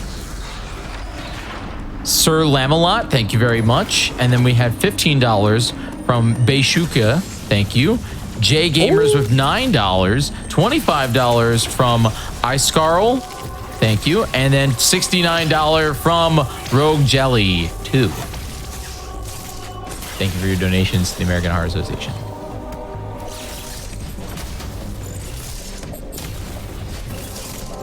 We are Oh my god, also first try? we are also No. only $16 away from unlocking There's the no- Elden Ring saxophone man. hitless run. This is incredible. Keep those donations coming in here. We got $5 from Fala, $25 from Wayward France, $50 from Young Scab, and $5 from Namini. Thank you very much. Keep those Was that donations intentional? coming in. $16. That he just did? No. That was not intentional. Okay, because that looked really hard. That's all I was gonna say. Yeah, that skip actually was known when I did. Yeah, that. like, it it's looks like it makes that sense, was found but- super early. Yeah, I could see why, but it just looks really hard. That's why I was like, "There's no way that's intent." But it looks like, yeah, that's something you can do. Like, it didn't look too game breaking, but Yeah, Yeah, now we've sequence break there so we can actually get the space jump early, which allows us to get 2 more upgrades early as well. But basically, space jump is double jump, but now infinite. So you can just jump Yeah, you all the can- time. if you Yeah, want to really. jump, you can jump. $16, by the way. $16. yeah, only Any $16. believers? Any $5 train believers in the chat? And there might have been a couple people that actually missed that last train, so they're just waiting for the next train to hop on that one True. real quick. That's probably True. what's happening. Yeah, they're just waiting for the next one. Right. I mean, it's coming. Yeah. It's coming. Yeah, it's like 2 minutes away. So I mean, at 9 Imagine PM being the Eastern, person that gets us there. That would be Yeah. pretty cool if But you I were mean- the person. 9 p.m. Eastern is when the next train is. Did you know? That's Oh, Yeah, at 9 I see. in 2 minutes. That's when the train is, and that's when everyone's going to donate again. Another $5. That makes sense. I have a schedule here that's not up to date. It's like an old schedule, I think. Legitimate. Yeah. Oh, 1 minute away. 1 minute away. 1 minute away. Right. Yeah. Okay. Yeah, mine It's said coming. 10. Yeah, I think we got to just. I don't know if you got another $5. Might be time to get on this train too. It might be.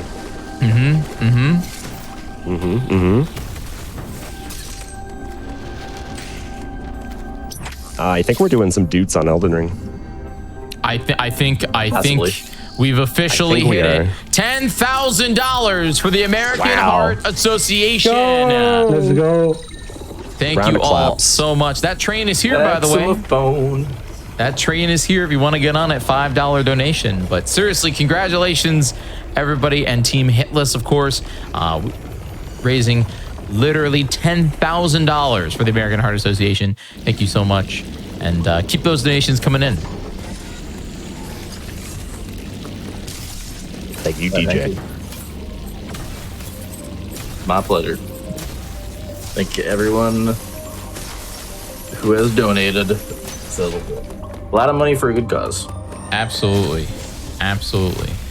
We got 2 donations here. We got $4 from Scylla Wolfie and then $16 from DJ. DJ, thank you. I'm glad that you covered the extra $1 for Scylla's train ticket. You know, I appreciate that. Yeah, Scylla, you better thank DJ in the chat because they got that extra $1.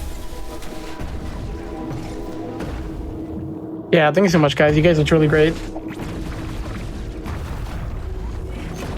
Now we get to enjoy a good saxophone session. Yeah. I think here we also we're gonna be getting gravity now, if I believe. Yes. So thanks to getting the space jump, we were able to make a gap that normally we can't. This is too long, and so that with this now we get to grab. I think we actually get gravity into screw attack, Yep. which is probably one of the most broken upgrades in the game, in any game, to be honest. And thanks to the early Space Jam, we also skipped another water level, so it's great.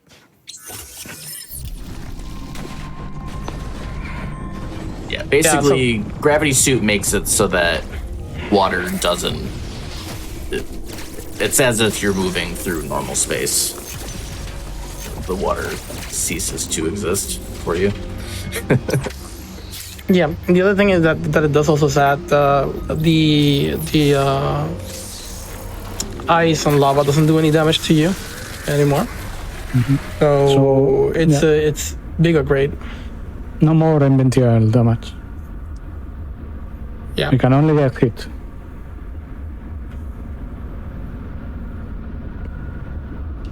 Yeah, at this point, like it I wouldn't say it necessarily makes the run a lot easier, but it's at least falling into a lava is something less to be worried about.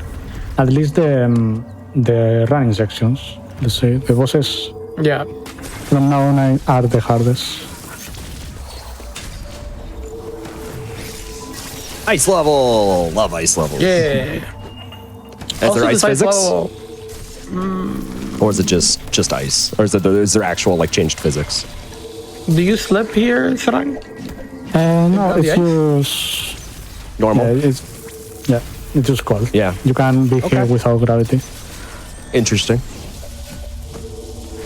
Yeah, in this area, you take just like the heated rooms, you will take damage. Yeah, just like Without cold. gravity. Right. Yeah. Yeah, is Samus is not too fun. cool for ice. Yeah. This is another chosen soldier. If you notice, it started with the shield, but doesn't get to use it because we set up for a shine spark. So when we get inside the boss fight, we start with a shine spark. Take out that first phase, and we transition to the next one. Did you say that Samus is too cool for ice? I didn't count that until now. Maybe. I'm just making sure. I heard. I thought I heard. Just wanted to. I plead the fifth.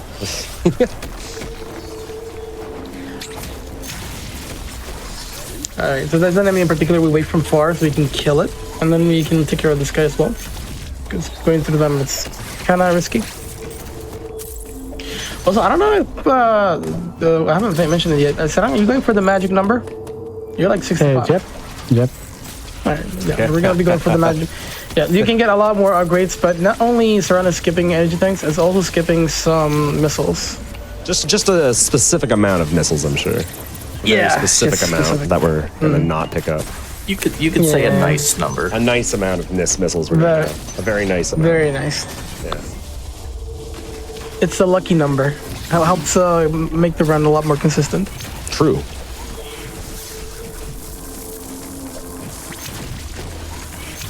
Yeah, so for those that don't know, so we said space jump is infinite jumps.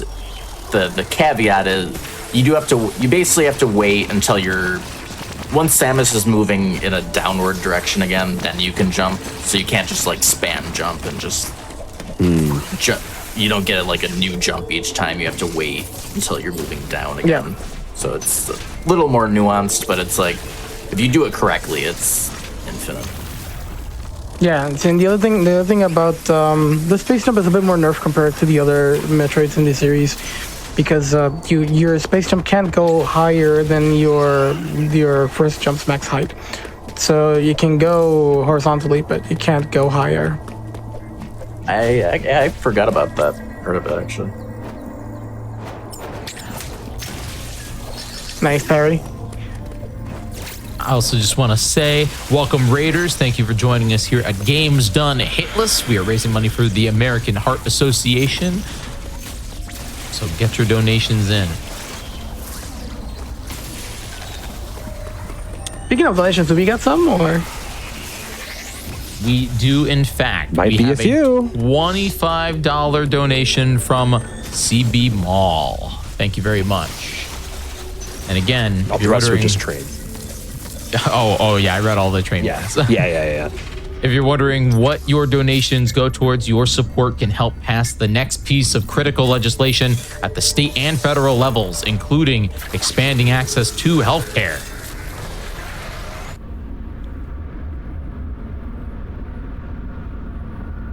I really do enjoy these little passive cutscenes. She's just standing there doing her thing.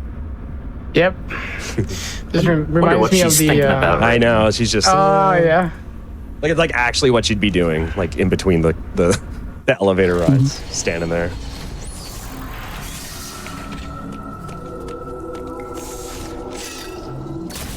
Yeah, this sort of cinematic reminds me of the Metroid Prime games, because they also had this little sort of cinematic running when they were going up elevators.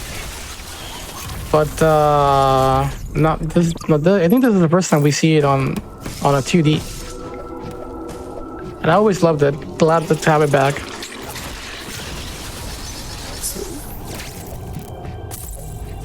Nice parry. We heading for the experiment boss? I forget. Yes. Yes, sir. Experiment number Z57. This is a cool boss. It is. So this is experiment Z57. It has this attack in particular, but also it's in 3 patterns. So depending which one you get, you gotta pay attention to the gap that leaves in the beginning, so you know exactly where you could like jump and go across. And then there's also this sort of slash attack that it just swipes once, swipes twice, so you gotta go from one side to the other.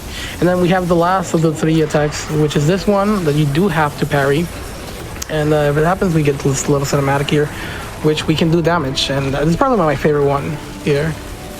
Yeah, this one's cool. Because this one takes you a tour throughout the entire arena. You can see everything. Nice sightseeing. And it's also a great opportunity to just do some free damage. And here we gotta hit all his I don't know, arms, appendages, whatever they are. Tentacles. Yeah. Then after this, we got the last sort of attack that we'll be seeing, which is you just gotta. I think someone calls this the Flappy Bird. Almost. We're gonna get a late one probably. Let's see. No. Yeah. Too late. So the fight should have ended right there with a shine spark into the head, but Sarah missed the timing on one of them. Couldn't get the charge soon. If you do fail it, there's a chance you can get it after the projectiles are done, but it's much more. You gotta time it a little bit more. I guess we get to see more of this guy. Yay. Yay! Welcome Raiders to Games Done Hitless. We're raising money for the American Heart Association. Speaking of which, our last Raider donated $50. Thank you so much there, Smoker Spectre. Appreciate you very much.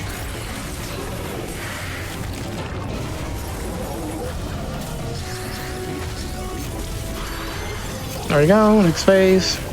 And also that I didn't mention is that as you're trying to take the limbs off, the boss is also trying to shoot a little bomb that's kind of homing towards you. So you gotta be moving all the time. Right, here we go, second chance at Flappy Birds here. After a few of these, we have to try to get a shine spark here. Nice. Good jump. Double jump here, and GG. Stuff, good stuff. GG's. Thanks. Pretty cool boss, very engaging.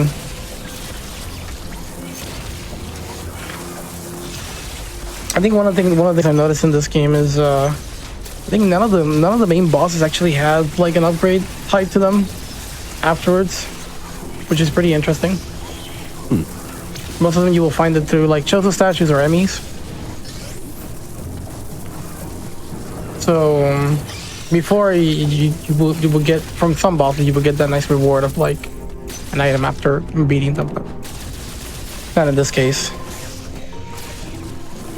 Also, if you notice the fire didn't do damage there, that's because gravity. Gravity suit is just super strong. We're in lava right now. I don't understand this, but this is the thing. I wish I had a suit like that. Imagine just wading through lava. Must be nice. Probably gonna have like, I don't know, like a few dozen fans inside that suit for lava.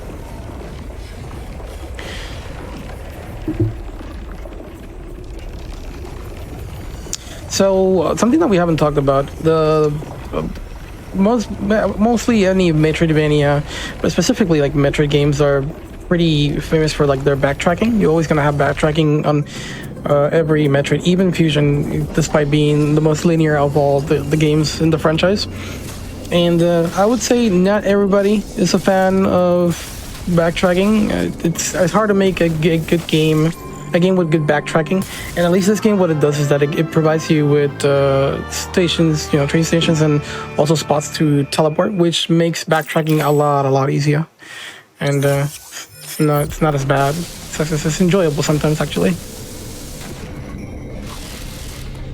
Actually, 3 forms, right? We got elevators, trains, and then teleports.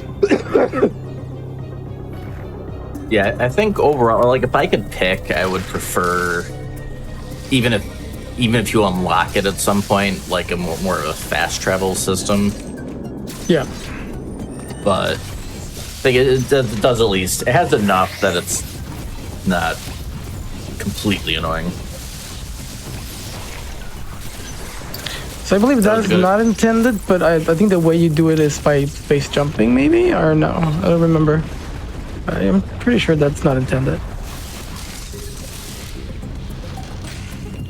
That was a tricky way of keeping the shine spark going. Yeah. You can actually go around with a space jump, but it's actually harder to do than just shine spark. Okay.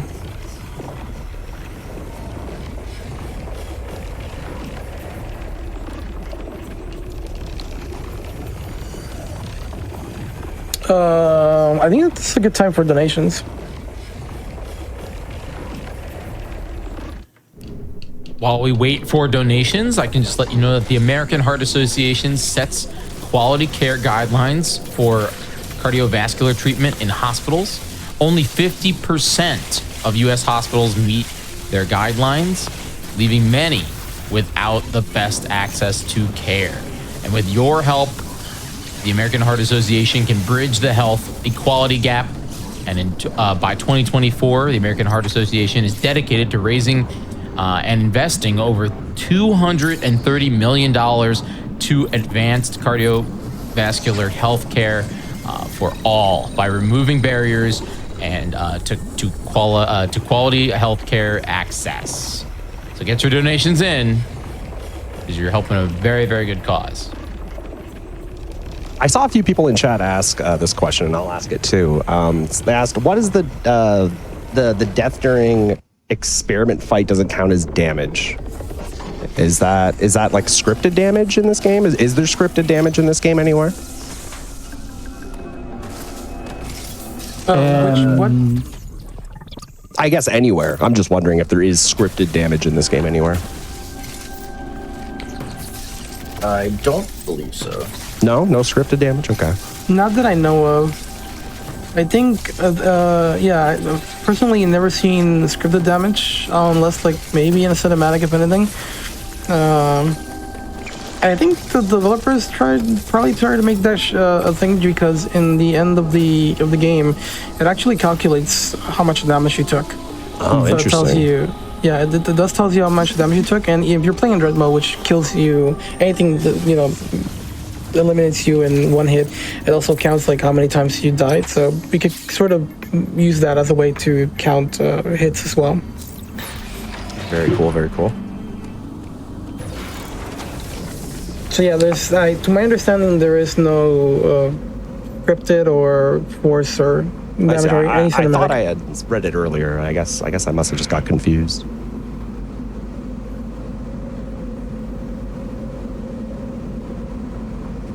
I think this is my favorite one. Samus just looking at the distance while Yeah, waiting. she's just chilling. I love it. Are we there yet? Yeah. Yeah, she's so cool. I really love it because she at this point has bit more of a. I feel like she has a bit more of like an impatient personality. In some way, she's not really happy with the events as transpired, and so seeing her just waiting in the station there, unable to do anything, it's pretty funny. I blame other M for that. Yeah. All right, so here's another section with the Emmy. And I don't think this Emmy was scarier than the previous. I could be wrong. But again, we're just waiting to see where the Emmy is going to spawn so we know if we can continue or not. One thing that Serrano is actually doing that we might have not mentioned is that Serrano is actually looking at the map to see where the red dot is. And that tells Serrano like if he can move forward or not. So it's very important to pay attention to the map on the right, in top right corner whenever we enter one of these areas, to plan out the way we're going to traverse these rooms.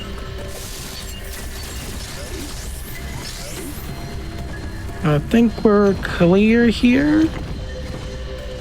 Yeah, close.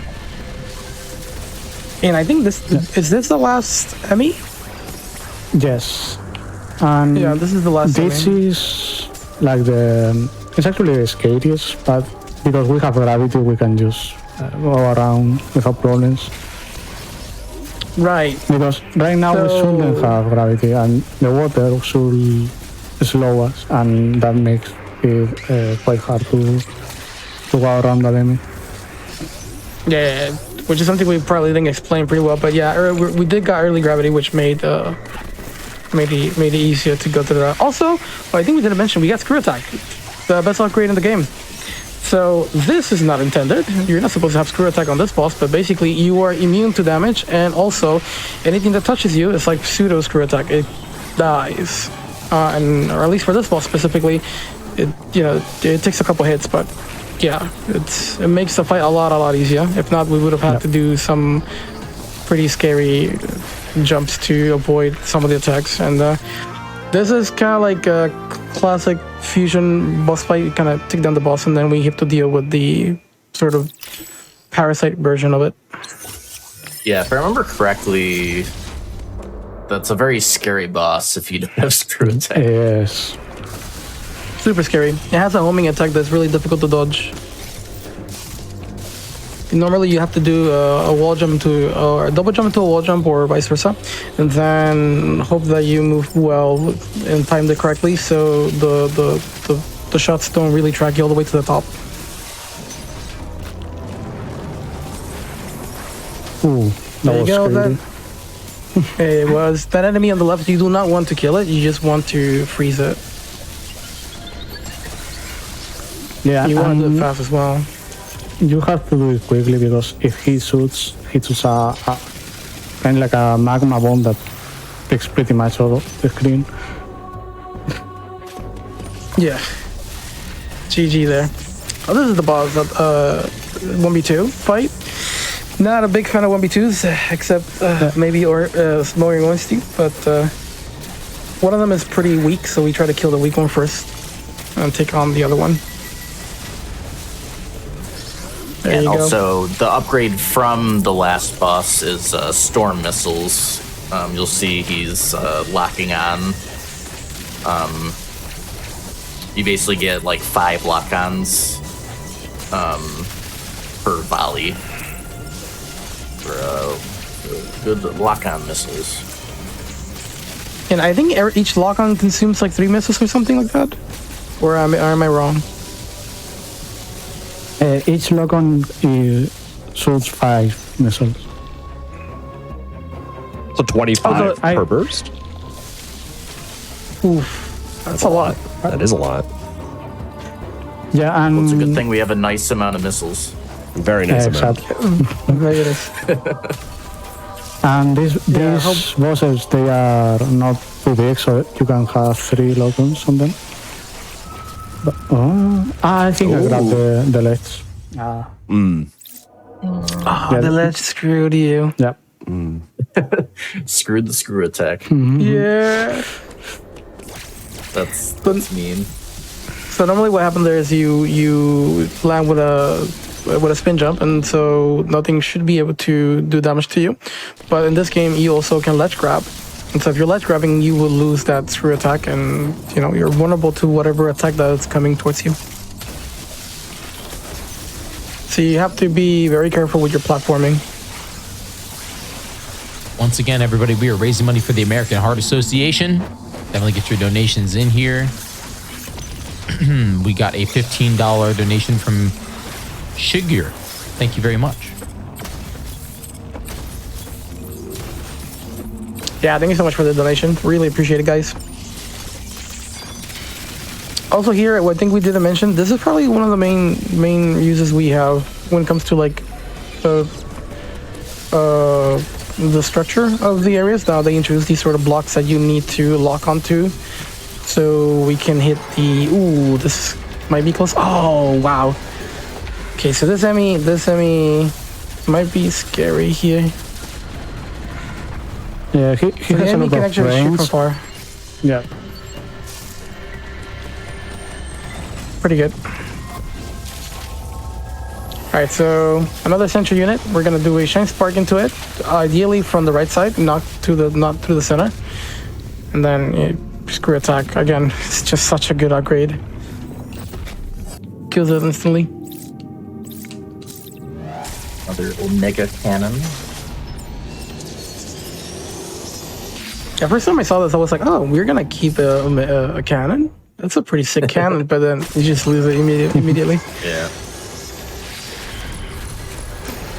Was there ever a glitch found to let you keep that? I didn't follow like glitches for this game at all. I haven't seen something like that. I think maybe it was Yeah, I a don't know. mod or something. Because I've seen mods that you can get the hyper beam from the beginning. Oh, I was wondering if there was a mod for that. That must be sick.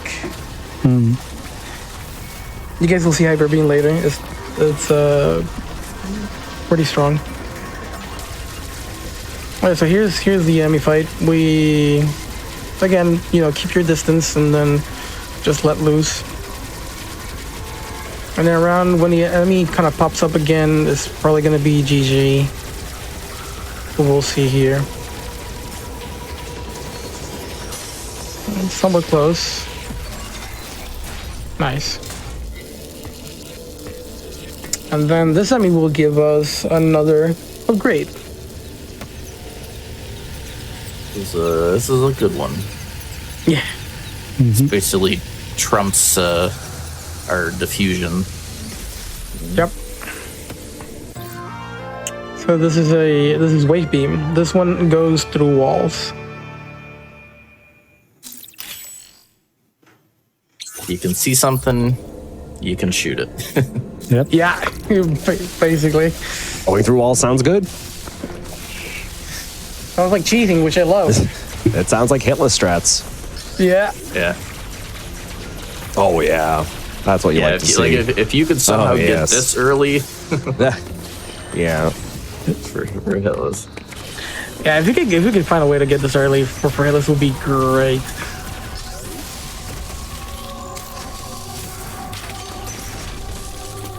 Again, the fact that we actually get Wave Beam this late is pretty interesting. Wave is another item, another upgrade that in some other Metroid games you get it earlier.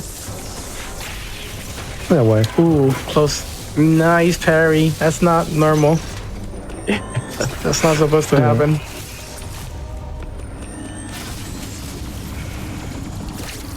Not too many big upgrades left. I think it's just the cross bombs and power bombs, right? Yeah, exactly. So I think we already mentioned we did grab power bombs early, but interestingly in this game, you do not have access to it until you get the intended first power bomb. So for now, they're useless until we actually get the power bomb. Yeah, I think Yeah, I think in the menu you can see like a 0 out of 2 power bombs or something. But you can't have, like, the power bomb ammo doesn't drop until you like actually have the upgrade. Yeah. Probably if there was a way to make that happen, that would change a lot. Yeah. Or Okay, change some of the game. now we are going to get some detour here to beat this extra boss.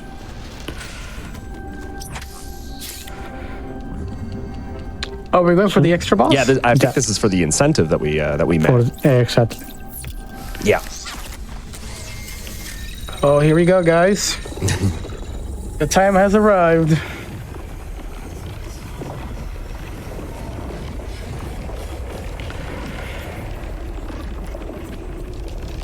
We are also only $6 away from $10,100.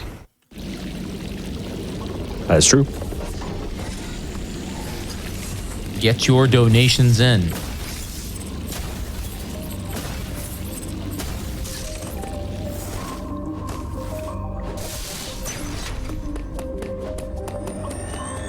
Okay, Shane Spark here.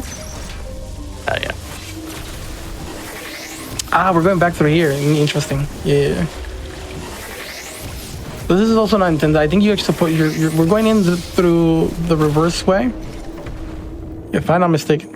DJ can probably correct me on this, but Yeah, the intended way is just after you get the Skigata, you like the game commands you to go through here. But we used the science park to get to the teleport and don't fight these guys because that early these are really tough. oh wait, So this is now- the bulb. Yeah. It's a double, Oh, gosh. but without a weak one, so it's a really hard battle. Good luck. Thanks.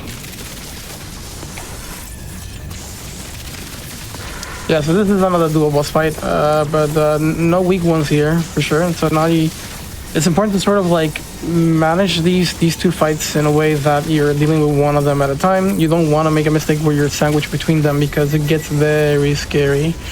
Right, really nice kill on the one on the right. So now it's a little bit easier. It's sort of like a bread and butter way of killing it. You know, the way you did for the first Chozo bot. You kind of like get on the platform, make it go up, and then get past it, force it to drop. So you kind of want to get some pot shots as it's doing that, like right here. And storm missiles are just too good. GG's. Thanks. Yeah, definitely stressful when the two of them are out. Yeah. Dual fights are always stressful. Because when you're fighting one enemy in particular, you can already sort of have ways to go around no matter where you are. But when you're having two enemies, you're not only trying to dodge, you're trying to manipulate. Yeah. And trying to manipulate in ways that you do have, like you can execute your plans is not really easy at all. Exactly. So Too much to think about. The other tries to shoot you from two sides, and you can use that in your favor to move them around.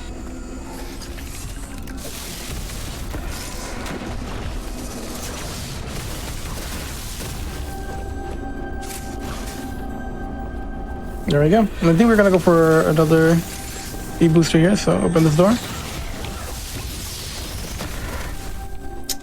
Nice shine spark. We're definitely not going for that energy tank. No, sir. No, that used to avoid these enemies on the walls. Yeah. And there we go. We hit $10,100 for the American Heart Association. Let's go. Heck yeah. Once Good again, stuff, Chad. Good stuff. once again, all of Thank your you so donations much. go directly to the American Heart Good Association. job, Chad. In 2022 and 2023, they actually invested $12 million into social impact funds to support community-led solutions to health barriers. So definitely get your donations in to help this incredible cause.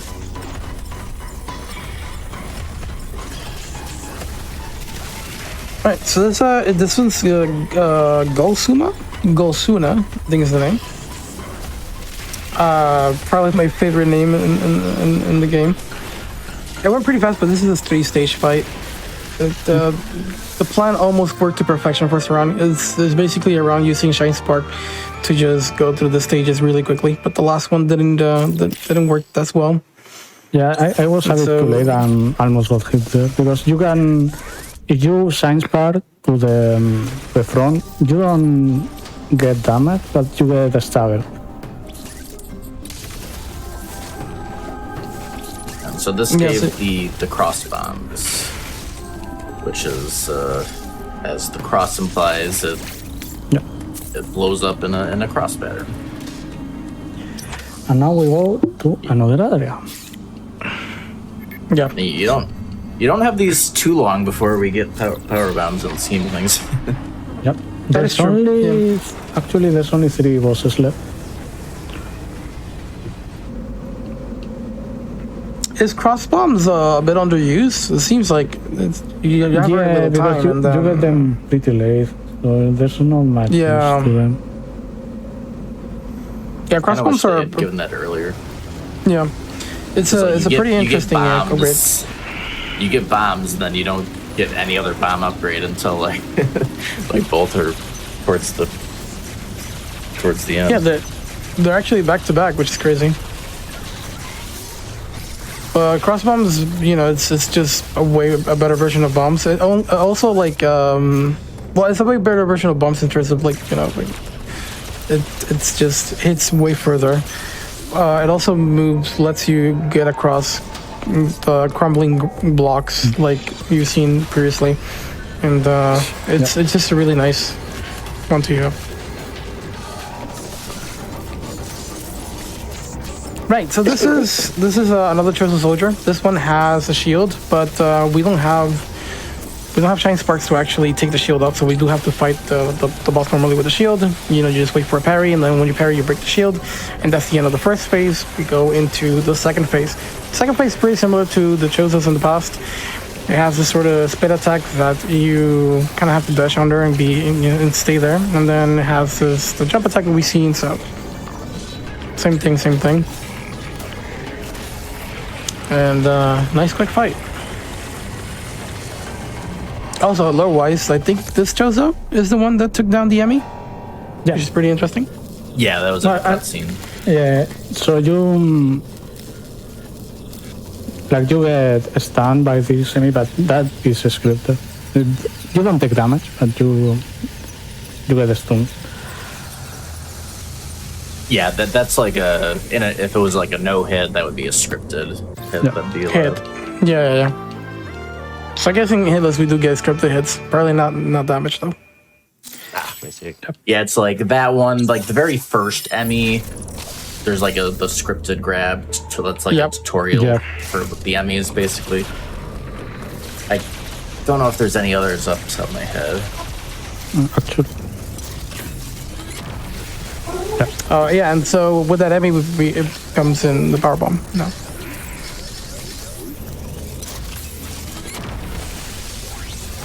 So as you can see, power bomb super strong here. I think it's way stronger than I ever thought. It teaches It actually everything. one-shots pretty much everything, besides bosses.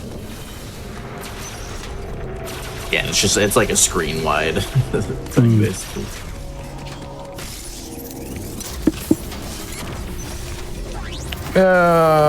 Probably good time for donations. Yeah. Yes, we are actually, thanks to Jens, we are at a palindrome number, $10,101 with 1 penny. So 10-101-01. Thank you, Jens, for putting us there. But once again, Love me a good palindrome. as we wait on donations, your donations help the American Heart Association do more equitable research studies. Women are at higher risk for heart disease and historically have been left out of research studies. So again, your donations go to helping the American Heart Association, fix that wrong. I wonder if chat can get to 11111. That would be cool. That would be cool. That'd be really cool. That's All also ones. technically a palindrome. Yeah. Ooh, Oops, all ones true. before we get to the Elden Ring. That'd be cool. They'd have to start moving though, because we're getting close to Ravenbeak. We are getting Gotta close. smooth it. Yeah. Oops, all ones would be really cool to start Elden Ring on. I love the oops all meme.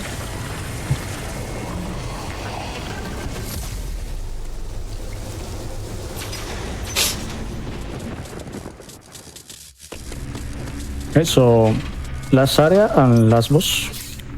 Ooh, the final push. Very small area. Yeah, Itorash is the final area of the game. Ito. Yeah. And only has one enemy in here. And because we hit the incentive, we are going to do it without missing. And that makes the fight so much longer. It's actually quite like double. Because he's resistant to the beam, to the wave beam. Good luck. Thanks.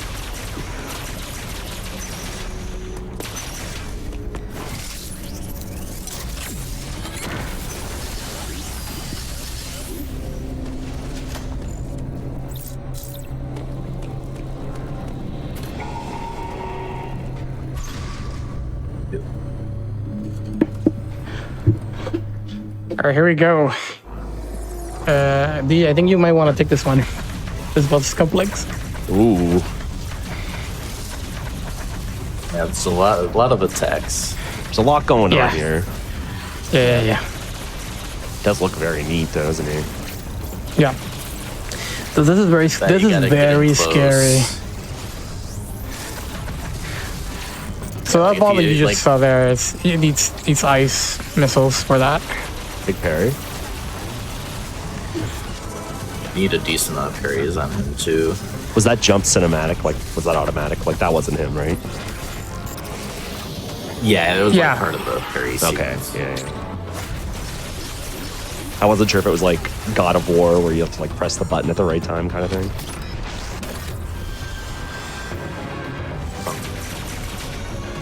Ow, he's Second alive. phase.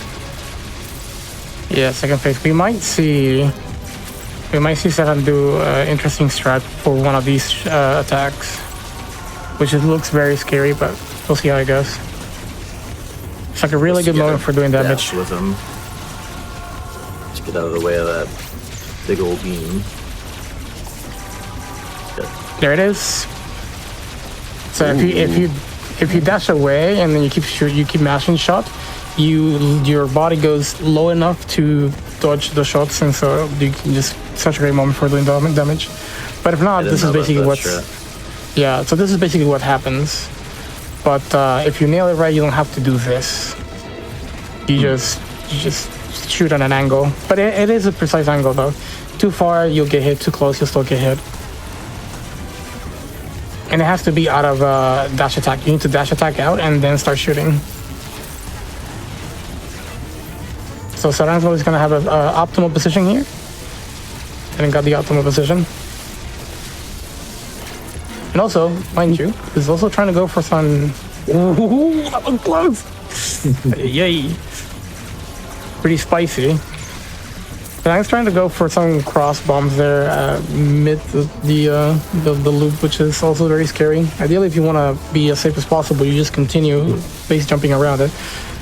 But Zeran tries to go for cross shot, cross bomb here. Not this time, but oh, this is bad.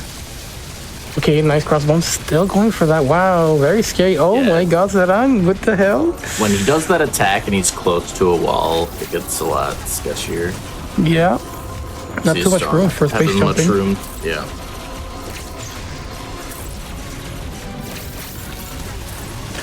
By the way, this fight would have been over a while ago.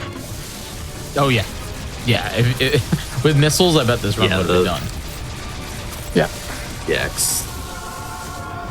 Yeah, that's a good point. Because of chat's donations and generosity, this is being done with no missiles, you guys, which is a really, really strong attacking source for elserran. Yeah. Boy. Phase 3? Let's go. 3 phases? In the cutscene, he like rips his wings off. Yeah. That's pretty cool. Yeah, I think this might be up there as maybe top 5, one of the top 5 like hardest Metroid bosses. I don't know if you all agree or disagree with me. Well, I would It's believe it. It definitely looks up pretty there, flashy. yeah. It's definitely up there. It's a technical fight for sure, especially with no missiles. Yeah, that bomb, that attack you saw right there, the previous one, that was like a shadow ball. Basically, you take it out with ice missiles, and it doesn't last that long. But without missiles, you do have to dodge its attacks. I mean, the ball while also getting lasered. So, too much going on. Good stuff. You know, now that I think about it, I kind of want to add to the whole, the incentive thing. You guys also make sure that the missile count stays at 69 as well, which is very nice. True. Here we go again. So, more shadow ball. You need to manipulate it well so you can actually get across it while also getting lasered. S dash here. Close. Too close for comfort. Nice parry. Big parry, big parry. Humongous. Because of the extra length of the fight, he's needed to do a lot more parries than It's like another thing. Like it all adds together. Yeah, and another thing that I just realized is that Zeran actually gets one extra power bomb in a normal fight, just in case we get to see not this one, but the other type of projectile that you use power bombs for, and that just in case it does an extra one. So we have only 3 power bombs that we'll probably get refills still, but super scary because if the boss decides to do that attack more often, we might be without power bombs. The fight is not supposed to last this long, which is why we only parry 3. Okay, here we go. 1 parry, 2 parry. Let's go! Let's go, dude. GG, Yeah. Hitless, dude. GG. That it. No missiles required. Hitless. Yep. Tough fight. That was absolutely incredible. That was really cool. Can we get some claps in the chat for that? Get them in, chat. Come on. Amazing. Wait. Amazing. 4th phase? No way. 4th phase? Wait a second. more? There's no way. I don't believe it. It's gonna kill him or something. Yep, I knew it. Wait. No shot. No shot. There's no way. There's no way. Bringing No way. He final doesn't know. form He doesn't know. into Chat. the mix. There's no way. I would have just put the game off at this point. I'd go to bed. Like, I'm good, dude. Oh, it's the cinematic. Now we have the Yeah, so hyper this beam. is the hyper beam. Honestly, he's taking it pretty well. Yeah. He's a beast. He's taking it. Oh, Like anything else basically gets vaporized instantly by the hyper beam. So Yeah, you'll see it. he did pretty well. Yep. Yeah, for sure. Yeah. Well, I mean, kind of. And now, like in every Metroid game, we need to escape. Yep, escape sequence. Here we go. Is that the same in 3 every one of them? minutes. Yeah, almost every single one of them, right? Like Everyone. it's just a thing now. Like there's not even any reason to escape. It just starts. It's like, all right, it's escape time. It's the end of the game. Yeah. There's no reason here. It's just you got 3 minutes. Actually, Yeah, basically, every planet that Samus visits, it explodes at the end of the game. Yeah. Yeah. For no reason. It's funny. The funny thing is, she's a bounty hunter and a very requested bounty hunter. I don't understand why, she's still contracted to do these things. Like everybody knows, wherever she goes, the planet explodes. So, I guess that makes her very valuable. That's true. Yeah, that makes a lot of sense now. you want a planet to explode, you know who to call. Yeah. Always Ain't gotta an be escape. cheap though. Oh yeah. Always an escape. Always an escape sequence. But yeah, because and of actually, Samus's... this new suit that we got, it just makes us invulnerable to any enemy. Oh, that's true. Yeah, so this suit in particular here, you can't take hits or damage or anything. Anything that touches you die. You don't even have to move. Interesting. Yeah, because any enemy that touches you just instantly dies. So, like, even for no hit, like, you... As long as you don't run out of time, you can't, like, lose the run here. And that's You time. would just... Oh, there it is. He's out. Actual GG. Actual GG. Round of GG claps in the chat right now. That was a fantastic run. An absolute banger ending with For the sure, no missiles yeah. as well. for sure, and it actually just that was not fantastic. easy for that long. Because like that fight is stressful just at a regular any percent when you is. have missiles and it's not. I mean, it's probably like 4 or 5 times faster at least. And now we can see right actually shows you. Oh, these are your Yes. stats. Okay. the stats of the run with all the bosses defeated, and well, we took some damage, but it's fine. Yeah, it says 594 total damage, and then above says 6 deaths, and below that 30 bosses. 69 missiles, by the way. Nice. Chat, guys, thank you guys so much for coming and hanging out and watching the Metroid Dread Damageless run done by elserran. I think we could all take a second and go drop elserran a follow over on Twitch. They did an absolute fantastic job here today. Getting up on the stage and doing a run like this that well, one attempt. Trust me, it's not easy. Go check them out for sure. I also wanted to take a sec and say thank you to our 2 wonderful commentators who I couldn't have done it without because I don't know much about this game. Mr. Heyblasty, DJ Carmichael, as always, you guys were fantastic on the mic today, helping chat, helping me understand exactly what it was that we were seeing. I just wanted to say thank you to you guys both. And a shout out to you guys as both because you guys have done so much for the Hitless community over the years. Thank you guys both for being here and commentating. I really appreciate it, and so does the rest of the team. Yeah, thank you for having me. Yeah, of course. Yes, Sam, it was great to be here. Oh, definitely, of course. Thank you guys again for being here.